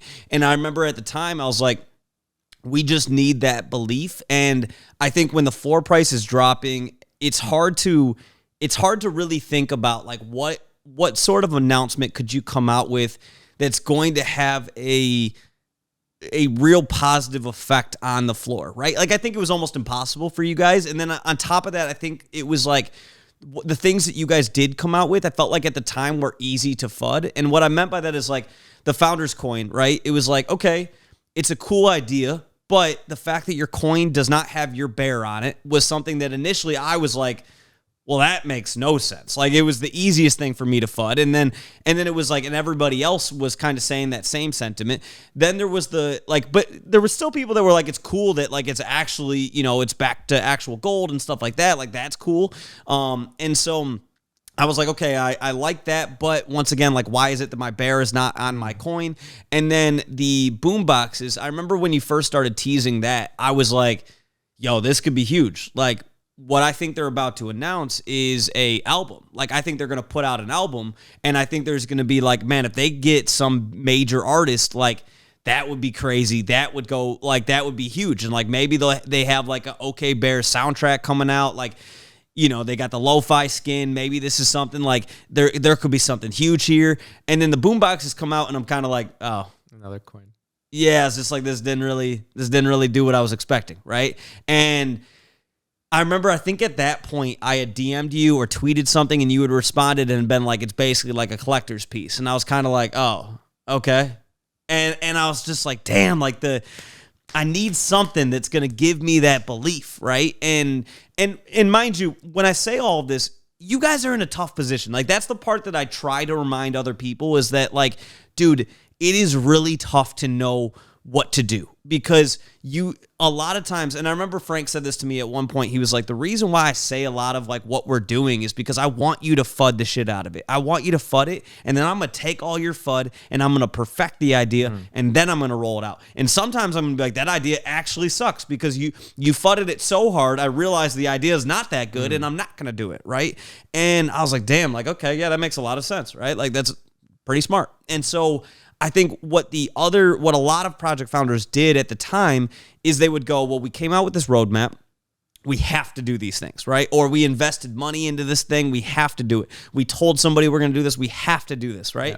And then it's like by the time it was ready to go, nobody cared. And or even when before it was ready to go, they didn't care, right? And it's like, that's where the ability to pivot is such an important thing. But in order to pivot, the community has to have the trust in you that you're going to pivot to the right thing, right? And they need to trust that you will pivot. Yeah. Which is the other thing. So I don't think the community would have trusted that earlier because we were not pivoting. That's the thing. So we would double down. Yeah. So this is our vision. I remember with the coins and the bears, and it was about, all right, these are digital collectibles.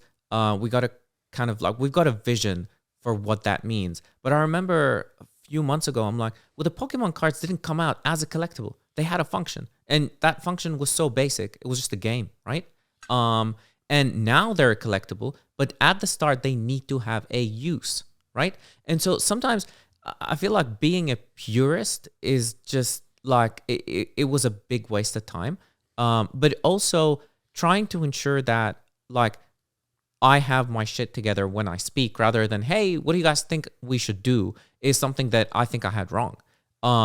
And that started to change. And I think since that has happened, we had like 3 or 4 rounds of FUD, and the community has come out swinging. Like, you can't mess with OK Bears anymore. And I think that is less down to anything that we've delivered and more down to building relationships, and then the holders understanding that, number one, these guys care about us, and number two, we like them. So it's those two things. And so it's very recently that I've completely changed my tone. I'm a bit more loose on Twitter. I'm sarcastic here. And, I try not to be super involved with beef. But if I do, I just, I laugh at it or make it funny. But more importantly, I've realized, well, now the community is looking after that. And I know a few members were like, just don't get involved. Like, we got it. Keep building what we know you're now building. And it was hard at the time because the path that we took also meant that we had to tread lightly when it came to like the different legalities of things that we were going to put out, right? But to sit here today, I will say that I'm no longer looking to put out a perfect product, right? First, we will talk about it, like with Badges and Streaks. We introduced it 2 months ago. And in that time, we had a ton of questions, we had a bit of FUD, we had a bit of interest, and all of that actually contributed to launching it and it going quite well and being smooth. And as you said, it educated the design process. And since then, I've been doing a lot of polls where, whether it's hoodie sizing or whether it's what day you want to do X or Y, and we take that into consideration. It's not scientific, but it allows us to take the community on. Of course, while jumping in VC almost every other night, hanging out with holders, going out and meeting them, understanding who our holders are, it now allows us to be confident when we talk about the next level, or like where we go from here. And I think it also messes with you, right? When you spend like 2-3 months in that FUD cycle and you get all that shit in your DMs and you get and it like from a one-to-one level, when I kind of look at it myself, I'm like, I don't deserve that people cut us slack, right? We have enough influence, we have enough funds, we are in a strong position, we have the right partners. The last people you should be cutting slack is us, right? Because if we aren't able to deliver, then who will? Especially on the commercial angle. And so with the hype, there's 2 ways to look at it, right? The fact that we're a year in, and there's a specific portion of people that we've not satisfied, right? So every time we've put out a certain thing after hyping it, they're like, it's falling short. But the fact that we continue to be able to hype shows two things. Number one is that everyone believes in the potential. There are many people that don't like me personally, right? So they think, hey, if we just get rid of Kais, then bears will realize their potential. I mean, that is great because the doubt is on a personal level, not on a project, which is genuinely excellent. The second thing is, it's through getting to know the kind of people who hold our bears, it's given me a bit more confidence in that, right, I don't have it in me to be the super energetic degen, right? But there are so many different target audiences investing in NFTs that it's not the only way. And so one of our like newly formed, not newly, it's been there for a while, but we have a DM called OKB Parents. That's wild because it might sound lame for a lot of people, but we've got a decent amount of holders that are parents. And even though none of them are docs, they share, stories about their kids, pictures of their kids. And when they hang out, they don't really talk about bears. They talk about other mutual interests. Same thing with a couple of like regional DAOs that have happened. But on the parent one specifically, I was talking to Johnny JPEGs, and he's like, the fact that there's a parent DAO got me interested in actually like looking at bears, because that's such a unique offering. Now, you go and say that to somebody that was that is so infused in other projects, and they're like, this is lame as hell, which is true from their perspective. But being able to realize that there are different audiences in the space, and we should be comfortable and confident in the audience that we managed to attract has changed everything for me. Because previously I'm like, well, I can't be like Frank. I can't be like X or Y because I'm not them. But also there's only one, right? And the person that I want to be and like the vision that I have doesn't suit the audience. But then I discovered, hang on a second, all these diehard OK Bears that, now will go out in force against the FUD, they're a different type of holder. And some of them hold DeGod, some of them hold other projects, but they've kind of, the best part of their identity was fulfilled with this project. And allowing us allowing me to see that just restores a lot of the faith that, okay, you have to appeal to a certain portion of the audience, and then this portion becomes your diehard community. And then people will start coming in once they see their belief. They don't have to be in the same demographic. They can be someone completely different. But the importance of having a community that is loud and that is supportive of a project is, again, something that in the early days, I wasn't dismissive of it, but the people that were in the community had their own bigger profiles, right? So there was no OK Bears community. There was X holder and Y holder, and they had their own voices, and they also had their own positives and negatives, because if you did not like that person, then you automatically don't like bears, right? And if you love that person, you automatically love bears. And the one thing that I did not want to happen with us is for us to have a figurehead, right? And I'm super happy that other people on the team are starting to tweet. But as I said to you, when someone says, Kais has no idea what he's doing, get him the fuck out of there, get Subi to run the project, that to me means there's potential in this project. And then I'm trying to find a problem here or there. So we finally gotten to a place where the belief that bears are going to deliver something is solidified. Now, when we went and did the hype for NFT NYC, people's minds went everywhere, because it is possible for bears to attract that. Like, it is possible at some point to be talking about Supreme or dropping an album with a singer, because that's the kind of that's the power that we have behind us with IMG and brand design and Red and all the rest of it. So moving forward, I think we do need to be a little bit more careful with how we hype, because now we know what the expectation exactly is. And so if we don't sign Supreme, we shut the fuck up, right? If we don't have, I don't know, Justin Bieber, right, who's just releasing a song or whatever, or then just don't. And I think we've gotten to a place where we've realized just how potent our hype tactics are. We got to ease off so that we don't leave like room for disappointment. So, and I'm so appreciative that, especially like a lot of people in our community are like, well, Red is huge, and actually outside the community, right? So it's been a weird reaction this time after NFT NYC. We had the initial round of FUD, but then there was confusion on the timeline. So there wasn't, these guys don't know what they're doing. It was like, how come, like, why is there FUD? Or like, it just, some people would tweet, I don't have any bears, but like, what's happening now is a little bit undeniable, right? And that, again, to me, it just means we got to be a little bit more responsible when it comes to hype, and only really kind of push it when there's something that manages the expectations that are like so heavily weighted on bears, which again it's a massive privilege. So like when we changed the logo to red, the fact that people were associating us with, I don't know, Mattel and Coca-Cola, it's because they don't think that's stupid. Does that make sense? Like, yeah. No.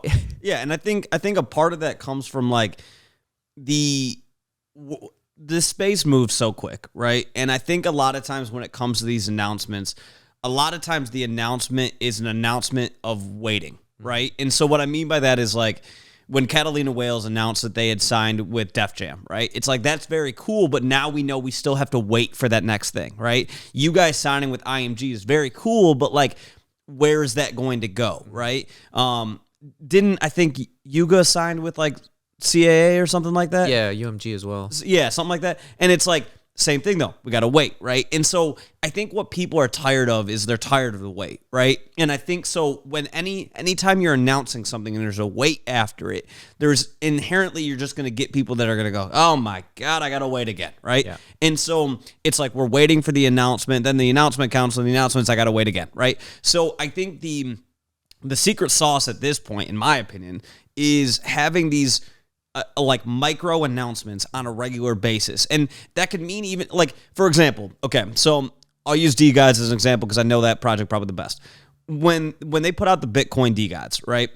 I knew that I was like, I'm probably not going to buy one because I didn't feel confident in my ability to use my Bitcoin to buy a Bitcoin DGod. I was like, I'm probably going to screw this up and I'm going to send my Bitcoin off to a black hole and I'm never going to see it again, and I can't do that, right? But I thought it was very cool what they were doing, and when they came out with the sweatshirts, I was like, I instantly wanted to buy one because I was like, I want to rock it. I still think this is dope. I love what they're doing. I wish I could buy one, but I just don't feel confident in my abilities for my first ever Bitcoin mint to be a several $1,000 mint, right? Yeah. And so I bought one of the hoodies, right? And so some people will go, and this is where like I think some people need to take a step back sometimes, because you'll see somebody that'll go, well, I bought a $16,000 JPEG, or I bought a $10,000 JPEG, or $3,000, blah, blah, blah. Why am I not getting a free hoodie? And it's like, well, because the team did not make 16 grand off that. The team got maybe, if they're lucky, a royalty on that, but like they didn't receive any of that. Yeah. So it's not like the team is bringing in 16,000 in that moment and can go, cool, here's a $200 hoodie as a result, right? So the reality of it is the team cannot just keep giving you free shit, because unless they are bringing in a ton of money, they're going to bleed themselves dry doing that, right? Now, do I think there are some things that they can do still? Yes, sure. But like the reality of it is when you have these micro announcements, even if that micro announcement is them not receiving something, but if it's like these sweatshirts, for example, right? I'm looking at that and I'm like, okay, I think that hoodie's dope. I would buy that, right? And I don't hold an OK Bear and I would buy that, right? If you guys took that green logo and you put that in, big bold font on a green hoodie, I would buy that, right? If you had it on a white hoodie, I'd probably buy that, right? So to me, I'm like, that to me, if I was a holder, I would be excited about that. And even not as a holder, I would still be excited about that, right? And by the way, me not buying, just for people who are watching, I don't buy a lot of NFTs in general because I am still building this podcast. I'm putting every dollar back into the business. So I am not like sitting here on, 5,000 sold, just buying projects left and right. So that's not like me not believing. I want you guys to go to 1 million sold. Like that's my goal for every project. I want to see more projects doing well in the space. But I go back to when it comes to these announcements, it's having these little things that people can look forward to. Even something as simple as like like these products, when people buy those, you're that much more less likely to sell at that point, right? Because it's another thing of being like, it's bigger than an NFT project, right? So if you sold like OK Bear's coasters and someone's got that shown in their house, it's a reminder every day when you look at your coffee table and you got that OK Bear coaster there that you're like, I can't sell that, right? Yeah. And so those are the things where it's those micro announcements more than the big announcements that really mean anything to me, because big is relative, right? If you're not from the US, IMG might not mean shit to you, right? You may never have heard of IMG, right? Yeah. Most of us, I would argue, have probably, if you're a sports fan in the US, you've probably heard of IMG from like kids who went to the IMG Academy for like basketball or football and then like are now balling in the, NBA or NFL, right? Like that's to me like my big experience with IMG, like is, knowing that there's the IMG Academy in Florida or wherever it is. And so it's what somebody thinks is big is big to some and small to others. And so I think, once again, when you make these little micro announcements and they're on a regular basis and you're not really worried about perfection at that point, and you can just say, hey, we want to give you a reason to be excited about this, right? So we just constantly have these micro announcements. Once again, even if that micro announcement is, we're asking you for more money, because the reality of it is that if somebody's rocking that hoodie now, that's important. That needs to happen. You need that for it to grow, right? Because we talk about, you said earlier in the podcast about how like most projects are not like household names, right? Right. I've probably now had 5 to 10 people come up to me when I'm not at an NFT event, but when I'm just in LA out and about at lunch or wherever. I was at dinner once and somebody saw my DGOD shoes. I've probably had 5 to 10 people come up to me at certain times and say, hey, you're a DGOD holder, right? Or like, yo, that's DGOD merch, right? And it's like, so we are growing, right? But that's the important thing, is that merch I'm buying. And so the team's not giving that to me. I'm buying that merch, and then now I'm rocking it and the brand is growing, right? So that's where I go to why I think those like IRL items are so important, because yes, while you guys are working on these big things with IMG, and I'm sure you guys are working on some crazy shit, it's those little things in the meantime that just give people the ability to spread the word about what you guys are doing. And that's the stuff that, once again, keeps somebody from selling, because they're like, man, I'm invested. I'm like, I care too much about this to sell. And that's why what I couldn't get and why I sold, right? Yeah. Because I was like, I don't know the team personally. When I thought about the community, I was like, I think of Nate Rivers and HG. That was like the people I thought of, right? And it's like, so then, like, I don't really have a reason. I don't have a hoodie that I'm rocking. The wristband got to me after the words, and I just don't rock wristbands. And I was like, I've got no reason to hold, right? Yeah. And it's like, once again, those micro announcements of these little things just help with getting that person to go, and I'm not going to sell. And it's funny, right? Because in terms of like the magnitude of the things that we've been trying to deliver, it's always been, okay, how do we put like OK Bears in the best chance of success, right? And in doing so, I feel like the focus, it has not been misplaced, but it now needs to shift, right? So when the keynote was meant to be a bit of a line in the sand. Cool. So this is who we are after a year. This is where this company that we kind of promised is going to become a company. These are the allies on its side. And those are the potential things that you can expect in the real world from the stuff that we're building.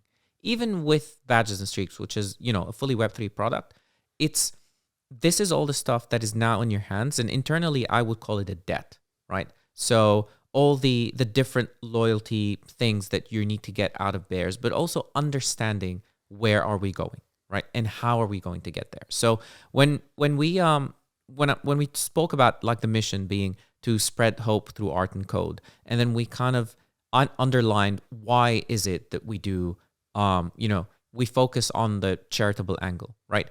And then we went from there and explained through those commercial partnerships, we're looking to reward our holders in 1, 2, 3, 4. Like if a brand picks your bear, and then you'll become part of that deal and all the rest of it.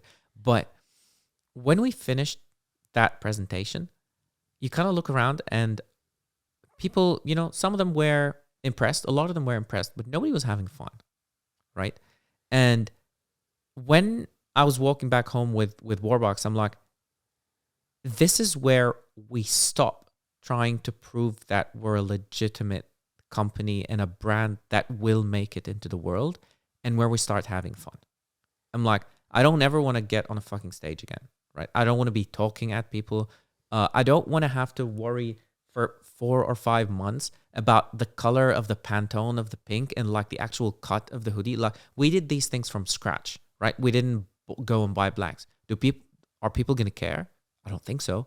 They just wanted it in their hands. Which one was better? To get you a shitty hoodie 6 months ago, or a hoodie that, like, to you can't even kind of tell the difference, right? 6 months later, and we're like, yo, this is the exact Pantone of the green. You're like, what the fuck's a Pantone? Right? Yeah. And so I do think that we have been so focused on trying to like give this solid foundations to now that they're there. And I don't want to talk about them again, right? I think the next time we say the words IMG is when we announce a deal. Whether it's in 2 months, 6 months, a year, don't care, right? Unless there's going to be a statement that says these guys are not working with them, then the community's fine. They're chilling. And now we need to have fun. We need to entertain our holders. We need to have fun ourselves. Like, I was having a call with Subi a couple of days ago, and he was being so hard on himself, right? He's like, I think we should have done this better. And I'm like, dude, you should be having fun. I should be having fun. All the community should be having fun. And that is what the focus needs to be moving forward. And I think with bringing on Warbucks, I mean, the guy's brilliant, but he's also so fucking degen, like no one else at the company. And there are things that he does in like that is starting to get us to loosen up, right? And that doesn't mean that the OK brand is going to change or shift, but it means as a community, we can now go out and play. And so when I was having a chat with somebody who said, I don't get it. Why is it cool that somebody jumps in a public pool? And I'm like, have you never seen Jackass before? Like, that is so brilliant American culture. It is relevant and it makes sense. Now, you don't vibe with it, no problem. But that's fun, right? And even when we see all those different like parties and people dancing around, and you get the FUD, hey, there's not enough girls, whatever. I'm like, how can this be viewed as anything other than people having a good time? That is the baseline. Did it take us a long time to get here? Oh, hell yes. But have we been doing something in the process? We have. We have been setting this up so that it can generate revenue, so that it doesn't have to depend on royalties, but also generate revenue for our holders. And now that's done. This is the baseline. It's finished. Now we need to show that if you hold Bear, you can have fun, right? And I think we're looking at Breakpoint to be doing something like entirely different. But then the merch is another thing. So we have a bit of a partnership coming out soon that is going to like bring out more of this stuff into the world. When we were doing the keynote, the people there that were catering and doing the audio visuals, not Web3, just like standard hires, they asked where they can buy these, where they can buy the hats, and we kind of realized, I mean, it's kind of redundant to say it. We know the value of it, but now we're starting to see the value in people that don't have NFTs entirely, right? Because the quality is there. We have the right factories that are able to produce it. So there's going to be a lot more where, a lot more hoodies, a lot more stuff that you can kind of engage with. But also it's about having fun on the timeline. And again, with the new hire of Warbucks in the past 3-4 weeks, it's just been, a lot of laughs, right? People are enjoying themselves. There's a lot of retweet. There's a lot of fun. So that needs to be the focus. And I think what we need to be judged on moving forward is how much fun is this community having? How louder can they be? And it's all about those experiences, man. Because all those holders that met each other at those like main events, it changes the relationship. And you know about that more than most. And that has not been a focus. But that will entirely be the focus moving forward. So we kind of we have a line in the sand. It's, Bear's going to make it. Great. And until then, we're just going to have fun in the process. Whether it's through small deliverables, whether it's through different events, whether it's through just being more delightful on the timeline, like whatever it is, that's the focus coming next. And I think a big part of that is because like Fun is why we're here, right? The space is supposed to be fun, right? It's the reason why I love these podcasts. It's fun to me. I love having these conversations, right? I love that we can be honest with each other, right? Like that to me is one of the things that's always been special to me is I feel like anytime anybody comes on my podcast, I have a lot of respect for them, especially because I know for a lot of people it's a long distance that they have to go, right? You're leaving, whatever it is it later tonight? Yeah, later tonight, and you've got a 13-hour plane ride, right? Like, I respect the fact that you came here after a long week in New York and came out here, and I have a lot of respect for that, right? And I have respect that we can have an honest conversation where I can say I was frustrated as hell with guys in the last, year, and a lot of it was because I didn't know you, and I didn't have the ability to have a conversation with you, and I had never heard from you in, like, outside of, like, Twitter Spaces. I think there's something special about witnessing somebody talk, right? And I think it humanizes them a lot more than a Twitter space can do, right? And and I think when it comes to your community having fun, I think like for a lot of communities, unless you're the number one project, you always have the ability to get dunked on, right? Because somebody can say, well, our floor price is higher, right?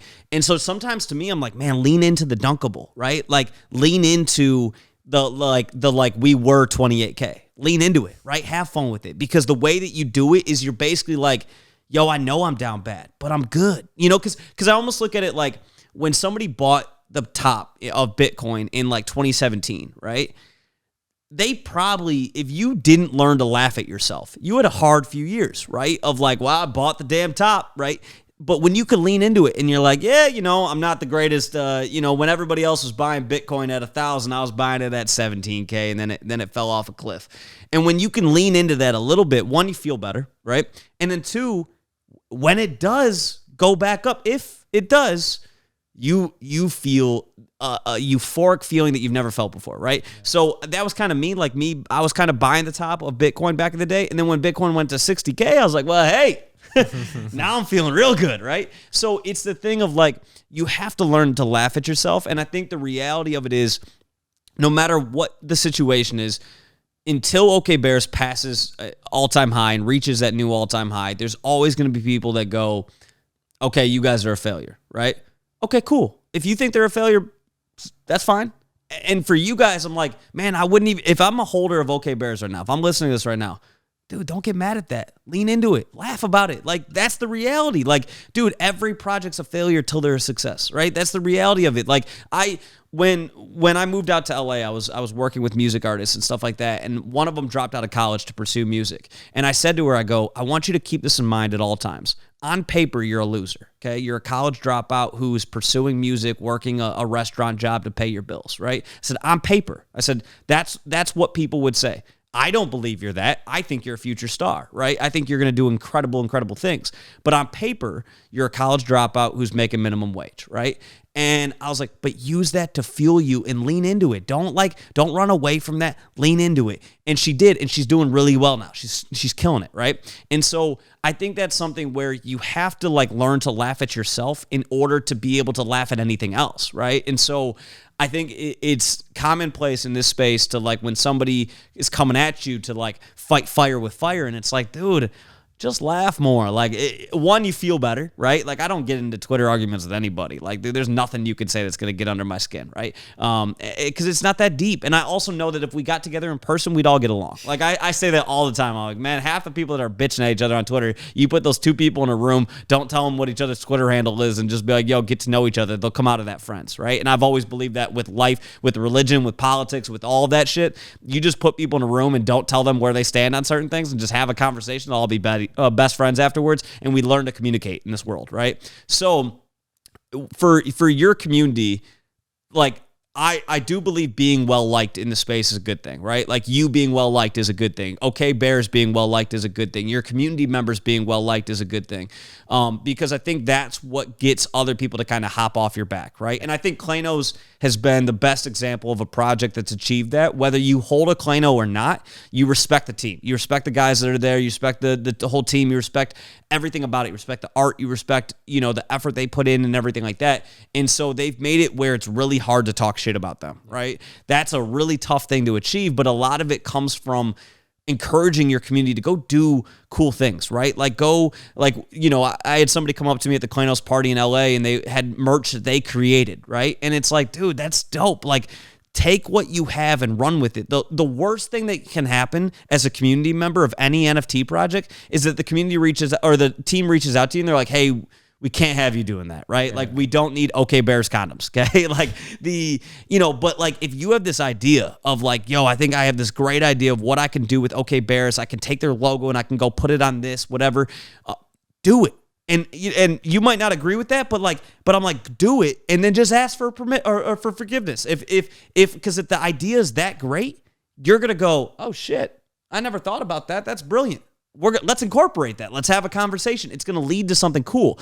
Now, if you come out with something that, once again, OK Bears condoms, and you guys are like, hey, that's not where we want this IP being used.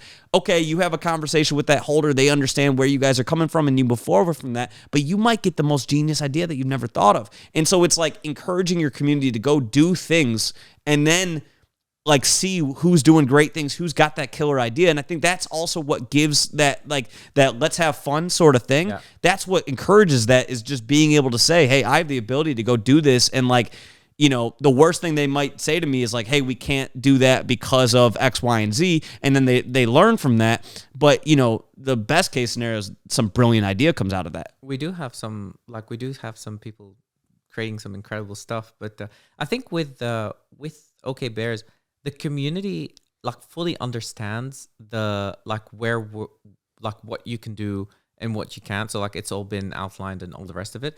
And for example, we've got one holder, his name is Wakas, and he's building a 3-story coffee shop themed around his bears. Oh, I saw that. That looks super cool. It's just it's mad to think that, hey. Wait, where is that? In, I think it's in Pakistan. Okay. I think it's in Pakistan. And the level of detail that he's gone through. So, for example, he sent us the plans, and I think the baristas are going to be wearing one of the. We have the bears in the blue T-shirt with the loose overalls, right? So his baristas are going to be wearing that, and it's just insane to look at the level of dedication and commitment. I'm like, you're building this entire thing because of your relationship with 3 or 4 bears that you own.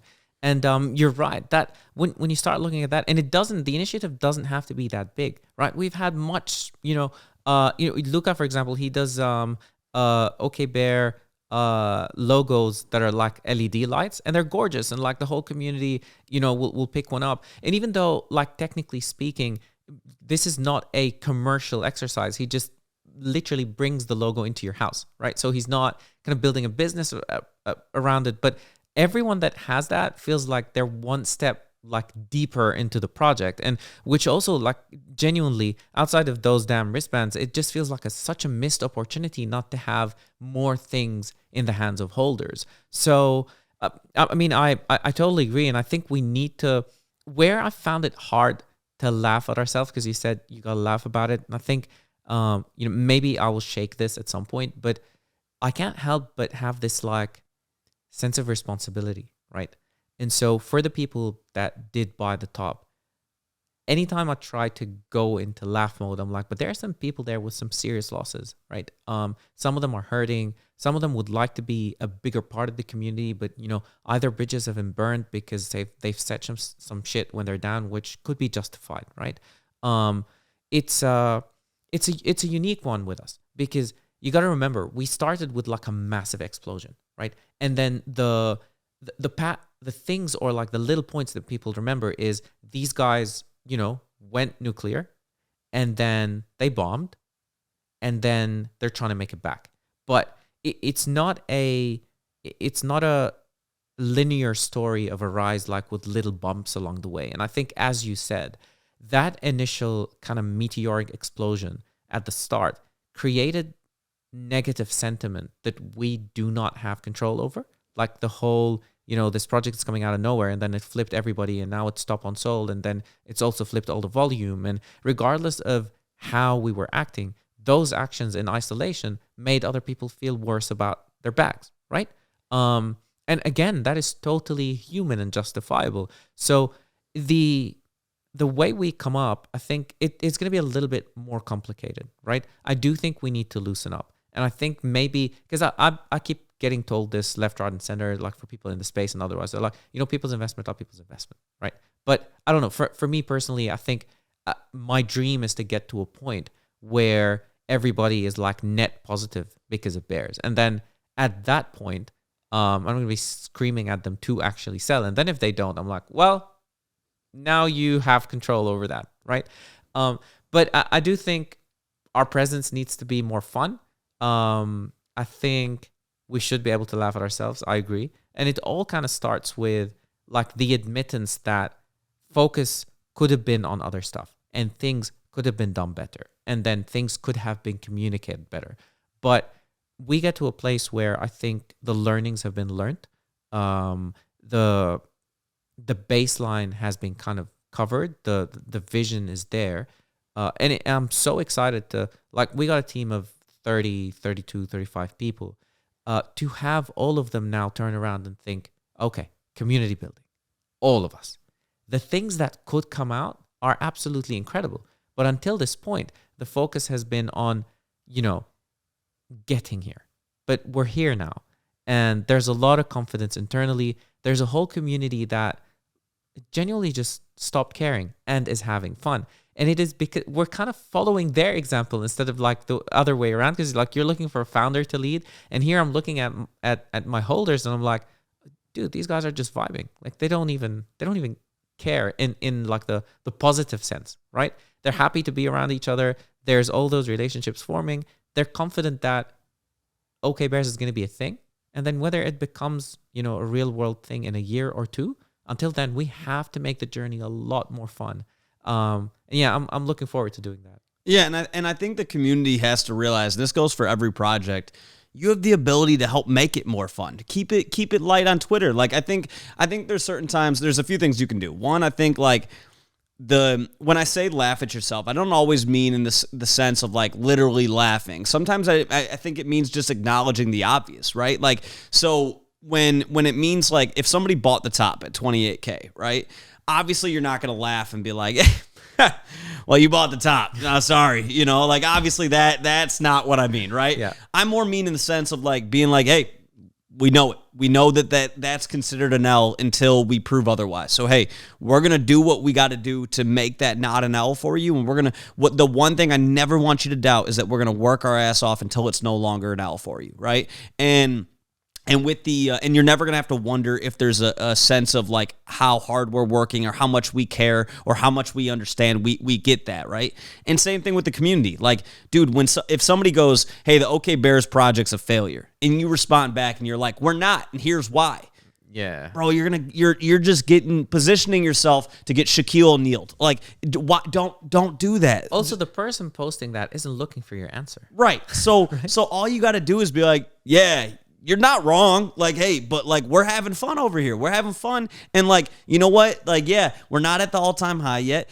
Our goal is to get back there. But in the meantime, we're going to have fun, right? Yeah. When you respond like that, you take away their ammunition. They can't respond back. But when you respond back and you're like, we're working with IMG and we've got this, Fortnite collaboration and Red and yada, yada, yada. All you're going to do is get them to go, okay, where is it? And it's like, bro, you're just giving them the ability to dunk. So take away the ability to dunk by having fun. So, dude, if you're in Discord, if you're on Twitter, whatever, dude, connect with people who are in the community, live in, like, dude, there's always somebody who lives within a car ride away, right? Yeah. Connect with those people. Have fun. Like, dude, I was telling you before we started this podcast, I did my first, like, DGOD meetup in, like, November 2021. Like, literally when DGODs were worth not shit. I was like, dude, there's somebody who lives in like, my local area. Let's go to a coffee shop. Like, and so it's like, those are the things where you have the ability to do that. And by doing that, then you guys post that photo together and you have your bears over your face or whatever, and now all of a sudden you've got people being like, damn, they're having fun, I want to join, right? Yeah. Dude, that is why we're here. We want to have fun. That's life, man. That's why we make all the decisions we make. Why does somebody, make a ton of money and buy that Lamborghini? Because they want to have fun. Like, why does somebody, why does somebody buy courtside tickets at something, at whatever? Because they want to have fun. Why does somebody join the Taylor Swift fan club so they can get, first access to yada? Because they want to have fun. Dude, we all want to have fun. That's life. So when you take the let's have fun approach, everybody else notices it. But when you come back with fire, that's where it's like, dude, all it's going to lead to is this contention. And it's like, the reality of it is there's enough room in the NFT space for many projects to succeed, right? It's not just OK Bears or Kalanos. One of them is only going to succeed and not the other, right? It's not Catalina Whales or Famous Foxes. Dude, it's not that. A lot of projects can succeed, but if we make this space fun, more people are going to want to come in, right? And so when you see, like, when I look at the NFT New York events last week, and I'm seeing all these people in these, that are going to these DGOT events and some of the other parties, the Klanos parties and stuff like that, and you see that each one of them reach cap, right? I'm like, dude, we're in a bear market and we've got events that are selling out. We got people who can't get in. We got holders who can't get in. That's bullish as fuck. Like, now, I would like to get to the point where all those people can get in because I know that's fun. Okay, like none of us want to miss the party. I would have been pissed if I missed it too.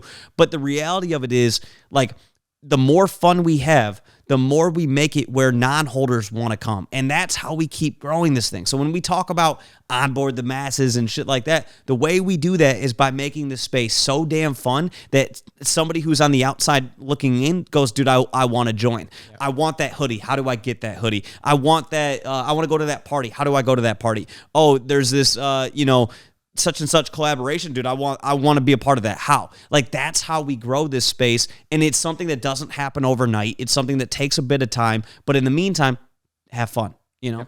So, okay, so I want to get into the most recent announcement of NFT New York. So for people who either missed it or just haven't been on Twitter or whatever, can you first give what the update was, a brief summary of it, and then we'll dive into that a little bit further. Cool. Yeah. So the aim of kind of having this keynote format is to, because there's a lot of questions of, like, what are OK Bears doing? Where are they heading? What is the gameplay here? So the first thing we did was just announce what our actual, like, mission is, right? Let's just kind of the standard company thing, right? So the mission that we're trying to achieve is to spread hope through art and code, right? Art and code is like the absolute intersection of, like, what NFTs are, right? But I think spread is also super important, and this is where the fun comes in, right? You cannot spread hope if you don't have people carrying that message, and those people are the OK Bear holders, but also the wider crypto community, and so that's where a little bit of the focus is now also going to go. So I guess the simplest thing to start talking about is, like, this platform that we have is called Badges and Streaks. And it's basically, it complements your act of holding and collecting NFTs. So it comes on the side. It does a few things. So with the badges, it kind of commemorates all the different actions that you've taken with this specific collection. So, like, on the serious side, it's how many furs do you have, right? That's a trait. On the funny side, we have a survived Sam badge. So if you held any bear from, like, the moment the FTX news came until we started pumping again, I think it's like 2 months, then you get that badge. So it's also kind of looking at the culture of the space and then making sure we kind of commemorate that. And because people love collecting NFTs, this is another thing that they can collect alongside. So that's for badges. Now for streaks, it's the simplest one would be the sleep streak, which is, your standard soft staking or delisting or however you look at it. So if you hold those bears, you will collect a certain amount of tickets, and then we raffle some stuff. I think we launched with a couple of iPhones, Apple Watches, and a few Rolexes. Just it'll be raffled in a month or two. So that's for the sleep, and then we have the rep, which is profile pictures on Twitter. And I'll be honest, when we announced this, I thought that we're only going to be kind of rewarding the people that already use bears as a profile picture. But we're up like 8 or 9% of profile picture use in 2 days, which is super cool. So you have more people putting in their profile pictures like, hey, I could get rewarded for it. So, and again, you collect, the more you keep that streak going, you collect tickets, the tickets will go into raffles, and then, you can win some stuff. And then I think the most innovative part is the GM streak. Now, that is so heavily inspired by the culture of NFTs. So you got a lot of people on the outside, bagging crypto and NFTs and all the rest of it. But I think one of the most beautiful habits, which is, I know we're all engagement farming, but it works, is when you say GM, right? You jump on, you say GM, people reply, the algorithm likes it. You do it again and again and again. Coupling that with kind of people's appetite to get into raffles, right? So that is a paid exercise, right? So you put in some money and then you wait to see, or you buy a ticket and then you see if you've kind of won this NFT, right? So in tech products, the hardest part is to get people to pay for something, right? But the barrier is already kind of broken. People jump in every day, they pay a little bit, and they try to go into a raffle. So we're like, okay, let's take the money out of it. And we've created a product, which is the GM Streak. You log in once a day. You don't have to have a bear or a coin or anything. Like, just have to have a wallet. And you click a button, and then it generates a graphic, and then it says GM, and then you get that graphic on your timeline. It helps with people's engagement. It makes the timeline a little bit nicer. But from a from business use case perspective, it allows us to have daily active users. So every day people come onto the site, they click a button. Every 7 days we'll have a raffle. You can win a bear, you can win a coin. Soon we'll start collaborating with other projects so that they can put their NFTs there. And maybe when you tweet for a week, you will get their graphics, not ours, right? But what this helps is through looking at how people with OKBear PFPs have been interacting in the past, the impression numbers are sky high. With this one, we could monetize it by offering those raffles to actual companies that want to give out product, but also want to make a name for them in the space. And then we can do that. Let's say you're a headphones company, right? So we will create those headphones, we put them on the bears, and then when you go to click Tweet GM, you'll get like a picture of your bear with the headphones. Now, the company gets exposure because one thing that we don't talk about enough is that the demographic that the NFT space has managed to capture is a little bit hard to reach outside of like crypto Twitter or like Twitter in general. Because I don't know about you, but I don't spend too much time on Instagram. Like I'm a male interested in crypto and sports and whatever. I don't hang out on Instagram. I don't really do much on TikTok, but I'm living on Twitter, and I'm having friendships on Twitter, and I'm having complicated relationships there. So there is a target audience that is affluent enough that has a lot of value for companies that are trying to target this audience, whether it's through gaming, whether it's through sports, whether it's through tech. So by building this kind of audience, we do two things. First of all, we continue to get the brand of OK Bears out there, because now people who don't hold bears are tweeting our graphics. And they're having a positive engagement with it, because in 7 days they go through a raffle. They could very well win a bear, become part of the community. But if not, they still have a new thing to post on their timeline every day. So we have like a generative art on demand at the moment. So it's literally like a PFP collection, but it's made for those. And then every little while we will introduce new graphics so that we can keep it fresh. So with this GM Streak, we kind of start unlocking the advertising potential for the space, right? And that will then allow us to reward our holders. Like, as you see, and I think it kind of proves that there's no reluctance from our side, but when we brought the royalties back for the last month, I think we raised like 125K. We gave it all away to 10 holders, and that's it. Like, the team didn't take anything from it. And it's just to kind of prove that we're not here to not share the spoils. It's actually very heavily in the interest of the people that hold these bears. So this kind of evolved into a bit of a place where new brands can actually come and interact with NFT holders without having to make mints and then maintain the mints and then rug these mints and then go from there. So it's much softer. It's co-marketing.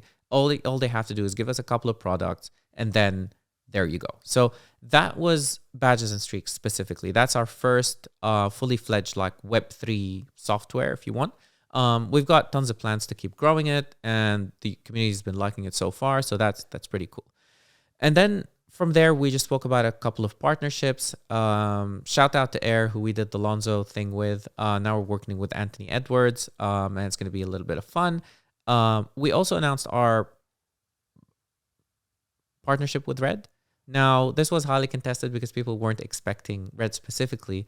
But for context, if you look at Apple specifically, there's only one charity that they work with, and it's Red. And I've known, so actually when I saw the Red, I was like, I wonder if they're doing something with Red. I literally thought that to myself, because I've been a Apple maxi for my entire life, and so I've known of Apple Red for since they launched probably 15 years ago. So exactly. So for us, that was another important kind of feather in the cap, because what I think I haven't explained enough is when you do those things. So when we did the earthquake with the United Nations, and then we did the Movember, and now Red, some people on Twitter posted, hey, this is low-hanging fruit, right? Because charities would want to work with you. I'm not going to contest that. However, the more of those very reputable businesses that agree to associate their name with you, the easier it's going to be to get the commercial deals. Because you can walk in and you're like, hey, I'm an NFT collection. Great. I'm signed to IMG. Cool. Anything else? No. Never mind. Versus, hey, we've now done 1, 2, 3, 4, 5, 6. And guess what? One of those very highly selective brands in Red has agreed to partner with us, right? And anybody in like the executive suite knows exactly who Red are and knows exactly who they collaborate with. Plus, this opens the door for more conversations, because our play is a branding play. And the success of it is looking around in a year and kind of walking on the street and saying, hey, do you know okay? The answer needs to be a yes. It has to, right? And that needs to happen through a multitude of angles. So with Red, we get to do some really good stuff, but also we get to partner with an organization that only works with like the cream of the crop. So there's things for us to learn, but also there are doors to be opened. So they invited us. I mean, you must know I chose you over Bono. Right? Hey, there we go. So today they're having like a partners dinner somewhere in New York, and Bono's gonna read like a manuscript from his book, and all those different Red partners gonna be there. So I couldn't be there like today, but to think that those things are possible and who those people in the room are is very, very important for growing this Web2 brand. So that was Red. Wait, before you move on from that, I want to throw out an idea, and I think this could be an absolute banger. Is I think the one part about charity, and this could be I'll say this in my opinion, is that sometimes when I see people collaborate with different things, like in college, I raised a lot of money for various different charities, and one of them was Susan G. Komen, breast cancer research, right? And for me, the downside was when I gave them the check, I felt like I never saw where that went, right? Like what part of that is going to their marketing dollars? Obviously, I know that's important, but like still, how much of that is actually going to the research? And still, I'm not able to see that, right? And then when I did a raise for Volunteers of America, which basically we bought presents for underprivileged families during the holiday season, that to me was really special because I got to go buy the items, right? And I got to go take those to the families and see their reaction, and it was really powerful, and it was it just showed you what kind of impact you were making, right? And so then back in February, I did a raise on Twitter to raise money to go buy homeless people meals in LA, right? And so we ended up raising over $2,000 in like 24 hours. And then I went and documented kind of the journey of me going, and I had a few other people in the NFT space who came out and helped me out with that. And it was really powerful. It was really awesome. And people got to see the good that we were doing, right? I love the OK Bears, the WAGBO mentality, the charitable aspect of, I love it. So to me, I'm like, man, if you could do various things on a regular basis, because I don't think this would take that much effort, is getting your community members to go make the world a better place, right? If you guys came out with like WAGBO garbage bags that you literally said, we're going to create like 100 boxes of WAGBO garbage bags, these big, the big black kitchen bags or white, whatever color they need to be. And then we're going to go send those to holders, and they're going to have WAGBO on the outside, or they're going to have the OK Bears logo. And then you've got a photo of people going on like, a beach and picking up trash, or on a highway and picking up trash. And those photos, not only could they go viral, but also one, it's good press for the NFT space, which we always need.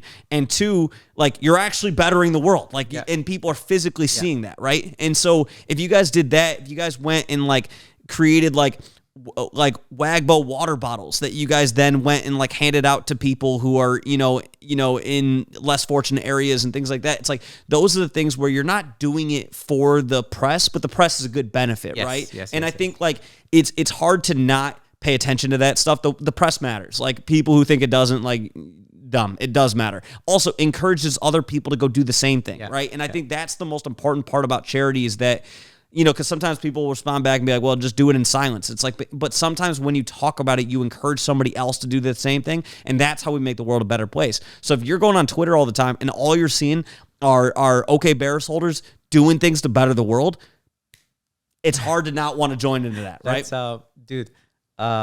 So yes is the answer. There's just yes.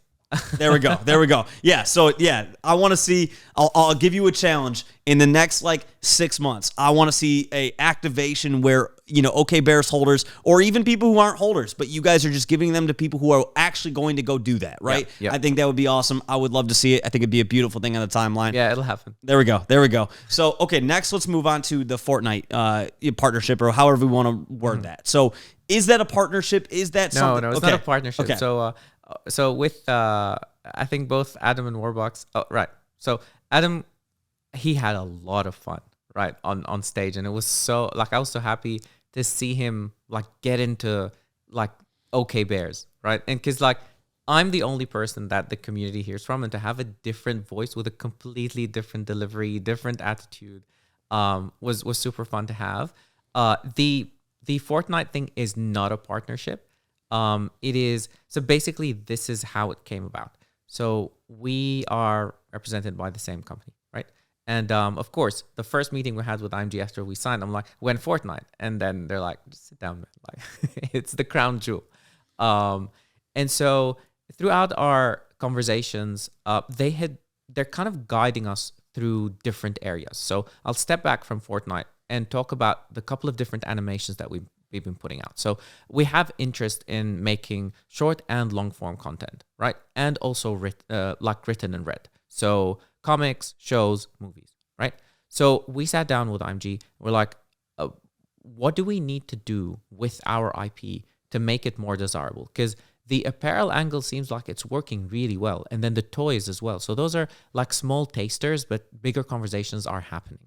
But when it comes to content, what needs to happen? And they're like, well, like the bears are okay. Like there's no bad bears. There's no good bears. And like if there's no highs and lows, there's no bad guy, there's no story. Cool? So they're like, go back and think about what happens next, right? Build the lore. And so through that, we got to Animal X, right? Which has been, it's being teased. But through kind of like those doors, so they're like, okay, go develop all of this. Now that we have a kind of like a bigger lore offering, we will take it to some partners and open conversations. So in the same way, I would say a month ago, the whole building anything in 3D was just completely off the table. But since Fortnite launched Fortnite Creative, the word is, again, you guys aren't too far away, right? There's some people that know about this because they all work at one company, right? So you go and do something of good quality, you go and do something exciting, but more importantly, a little bit different, right? Because the vast majority of things you do on Fortnite is shoot people.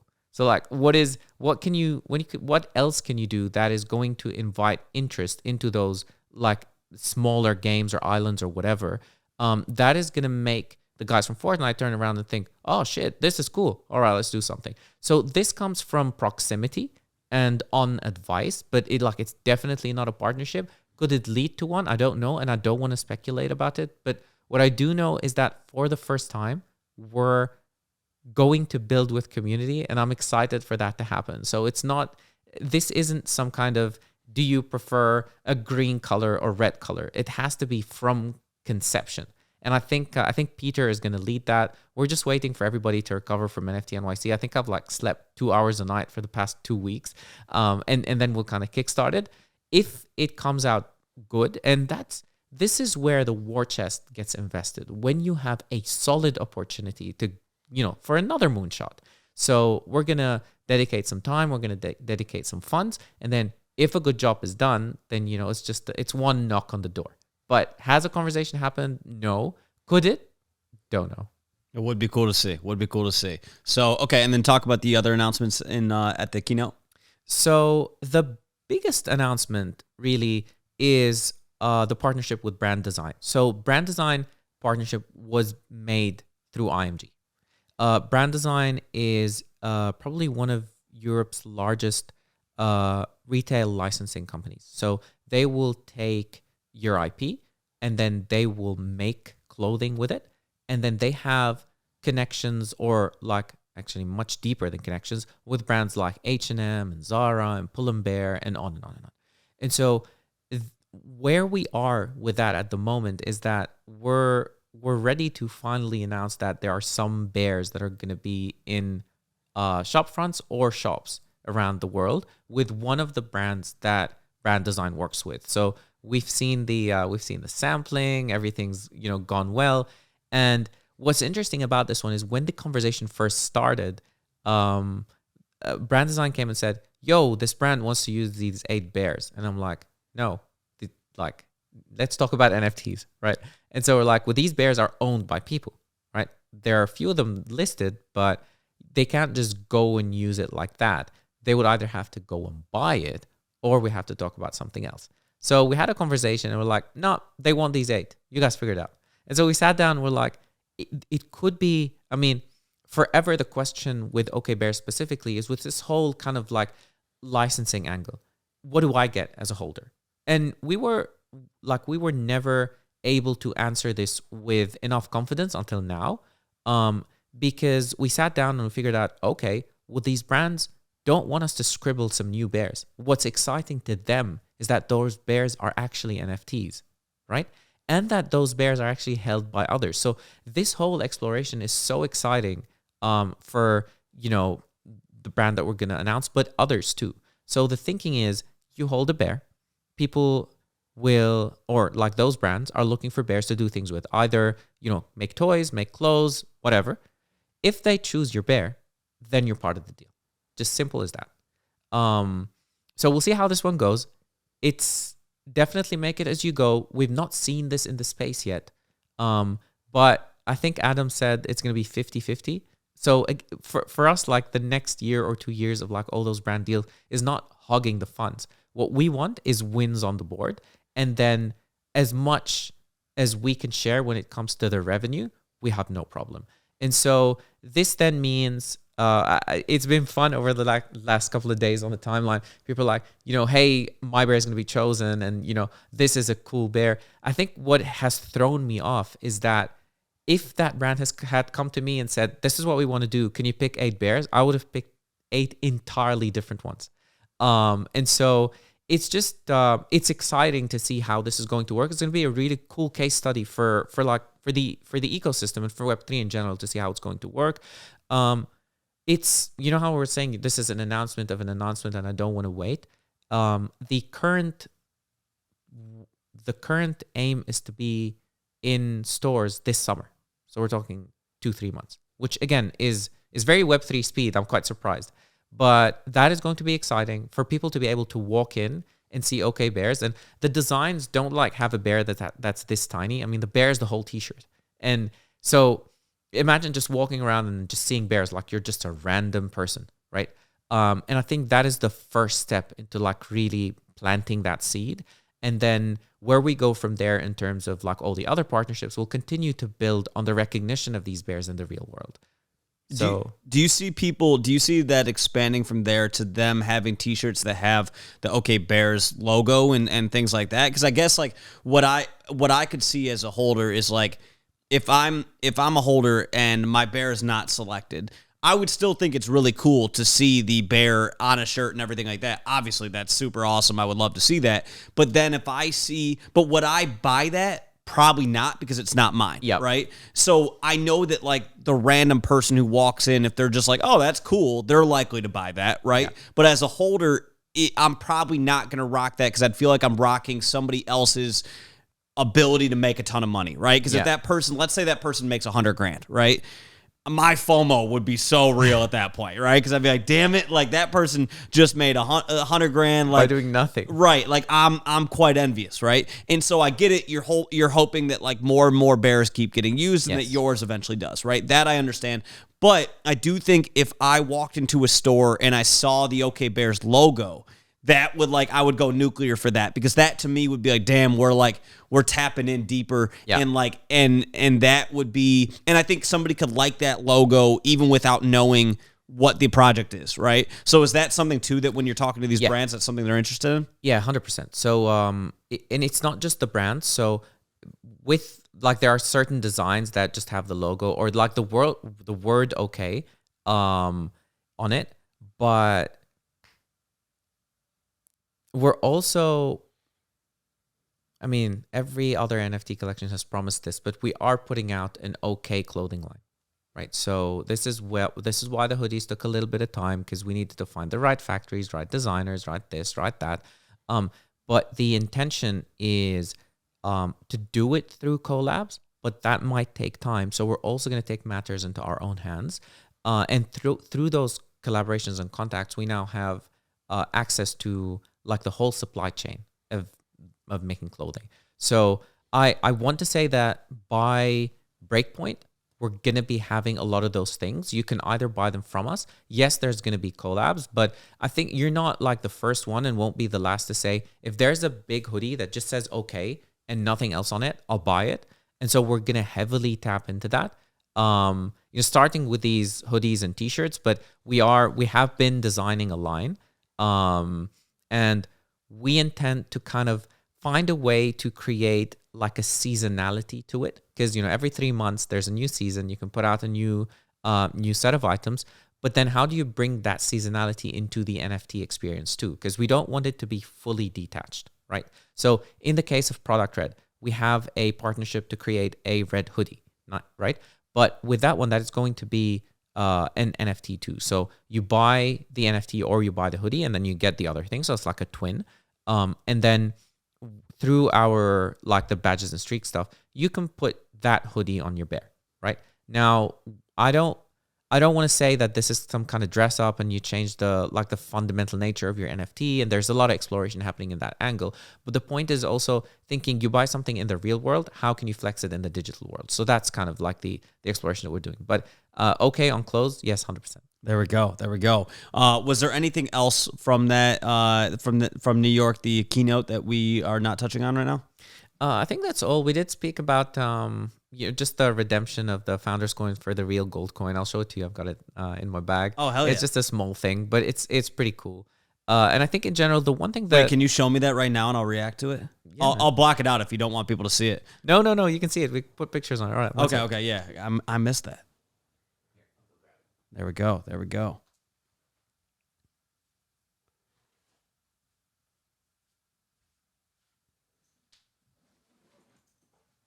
Did you post what the mock-up looks like, or did you actually post what the physical looks like?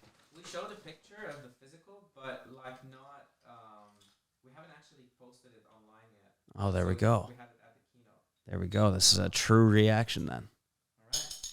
I always love a real reaction like this, because this is something to me that like you get to, just get to see. Oh, there we go. Oh, that's very cool. Yeah. I mean, it's got a little weight to it, which I like. And, I mean, this is very cool. Like, this is the sort of stuff I hold one Bitcoin, like just one complete Bitcoin. Okay. And I've always said, I'm like, I wish I had like a physical coin. And they do have some that sell on Amazon and shit like that. But like, I'm like, man, I just wish there was like an official Bitcoin coin that I could just say I have. And this is something that's like really cool, because what I see somebody using this for is like, if you're a golfer, I could see somebody actually taking this and using this as like their ball marker when they're playing. I could see somebody having this be their heads and tails that they do when they're making a bet with a buddy. Like there's so many, and obviously it's real gold, right? Yeah, it's 10 grams of gold. Yeah, I mean that's that. So you're holding. It's like $1,000, $900. Damn. Okay, thank you. Yeah. No, this is. I mean, yeah, this is very, very cool. This is super cool. And I'm not just saying that. I think this is something that like actually, is something that like transcends NFT culture, because I think this is something where if I own one of these and one of my friends sees it or whatever, they would be like, wait, what is that? And it's a conversation starter. And that goes back to the whole having fun. Yeah. When you're having fun, a lot of it is because there was something that was a conversation starter. That hoodie is a conversation starter. This is a conversation starter. And that's the thing, that when your holders are armed with these things that are conversation starters, they're going to have more fun, right? For sure. So this is very cool. I'm looking forward to seeing the content that comes of it, because I know people are going to come up with some cool ways to utilize this. So yeah, big fan. That's very, very cool. Okay, so from there, here's how I want to wrap it up, because we are now, I think we're like 2.5 hours. Yeah, Seriously? Yeah. See, time flies by, right? So here's where I want to wrap it up, and I know, and I want to say to everybody else, we did talk about this. We're gonna make this happen on a more regular basis. Yeah. I'm not gonna hold you to a timetable on that, but I think this is something where I think the NFT culture, like, it improves from hearing from founders, and so the more people that hear from you, it's a better thing for the space. And then just in general, like it's really documenting the journey, which I think is really fun. And so I really appreciate, once again, you coming out here, having this conversation. I've thoroughly enjoyed this, but I want to give you a moment to address either holders or prospective holders. Why should somebody be excited about the future of OK Bears? To put it super simply, I think we have very, very high odds on delivering on the promise of, we're bridging the gap between Web 2 and Web 3. I think we have enough in our corner to suggest that we're going to be one of the very few that actually do this, and not on a singular occasion, right? So it's not one line and then we've forgotten about it, because there are companies that we've now contracted with that have to deliver. And that means more than one thing. I mean, more than one thing a year as well. So from that sense of promise, I think if you're looking to a project that is going to rep Web3 in Web 2, and, you mentioned the whole go and do some Wagbo shit, right? And then let the world see it. So from that context, I think if you're looking into a project that wants to genuinely, be born online, and then transcend and then become a brand in the real world, and then people learning about Web3 through it. And, by then Web3 could be a completely different thing, but we still want to be a pillar. Then I think OK Bears has a very, very solid shot of doing that. So I think in terms of, if you're a trader and you're like, okay, fine, I know it's going to take a year. I think what our job is going to be for the next 12 months is to show you that you can have fun being a bear, right? And I think that's where a lot of the focus is going to come from. Some of the new drops that are going to come out are going to lend themselves to that. I think the presence of bears on the Twitter timeline should become more engaging, and I think we're going to be distracting them within each other so that it becomes easier to tune out the other noise. I'm not going to say more about it, but there are some dynamics. I mean, after a year in the space, we understand the immense value of Twitter activity, and what comes next, especially with Animal X and the dynamics between that and the bear, is going to be a lot of fun. So that's been thought out. So your experience online is crafted through those two animals, and then what happens after that is probably going to be a lot of fun. It's going to create a lot of internal banter, and because we share the same it's going to continue to be fun. So I think there's a lot of things lined up. We finally learned our lesson, and we understand the value of IRL, whether that's IRL things, whether it's meetups. We're going to chill out. Like we tried for a year to prove that, we're like Apple. We're going to make it at some point. Look, we're professional. And I think we've done that. I'm bored. I understand that other people are bored, and the entire team and the whole community is ready to have some fun. So that's going to be the focus moving forward. There we go. Okay, and one last question for you, because I was just thinking about this. I want to give you a minute to address any haters that you've had in the last year.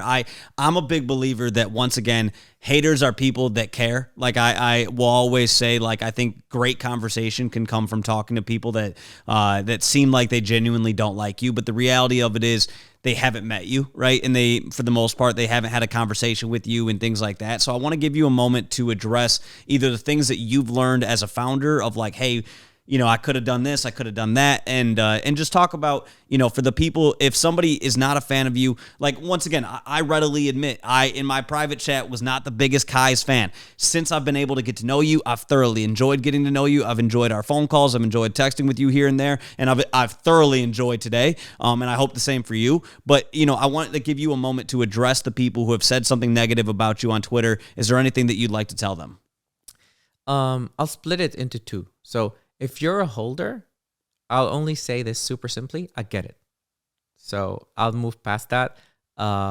If you're not a holder, I mean, know that when you post hate, I enjoy it. That's the problem, right? So now I'm learning how to grow and not be involved in it. But I enjoy the online banter. I know sometimes people take it a little bit too far, but I think I know that I'm not everyone's kind of like cup of tea, right? And neither is anybody. Like, we all have people who like us and people who don't.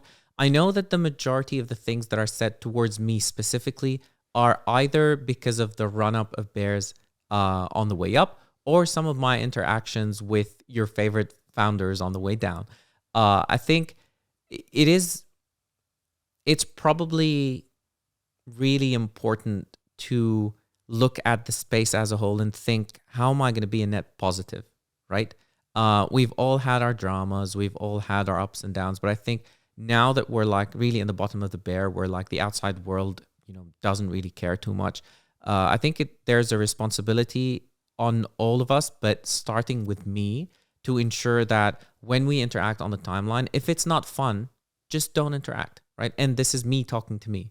I know that I've got a way to go with this, and I've got a bit of a combative personality, but I also know that in a position of leadership, that really doesn't help anyone.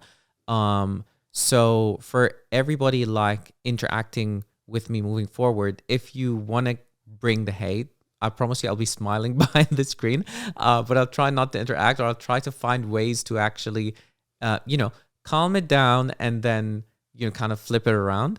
But I think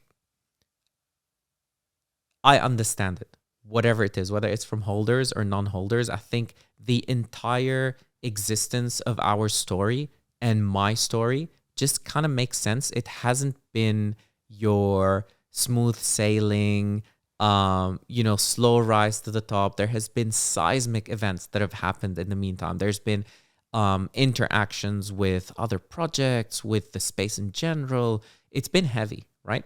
But as you said, I think now is the time that I laugh at myself for it. And then moving forward, again, my own focus is to have fun, and I want to ensure that people that interact with me online can have fun too. There we go. That's a great way to end it. Can you drop your socials? Where can people find you? Yeah, so you can find me on Twitter at Power of Pixel, and that's really it. There we go. And what's the OK Bears Twitter? Just OK Bears. There we go. Run nice and simple. So, hey, man, I appreciate this. This has been a lot of fun. I've enjoyed this. I hope you have too. And I'm looking forward to round 2 whenever we can make that happen. And once again, I'm excited for the future of OK Bears and everything like that. And excited to hold you to that 6 months community activation on doing something to spread the good word and make the world a better place. So I'm excited for the things that you guys got going on. And once again, I've really enjoyed today. Thank you, Mark. I enjoyed it too. There we go. Well, hey, everybody else, appreciate you guys tuning in. I know this is a long episode, so thank you guys for listening, and we'll talk to you guys soon. All right. Bye-bye. See you guys.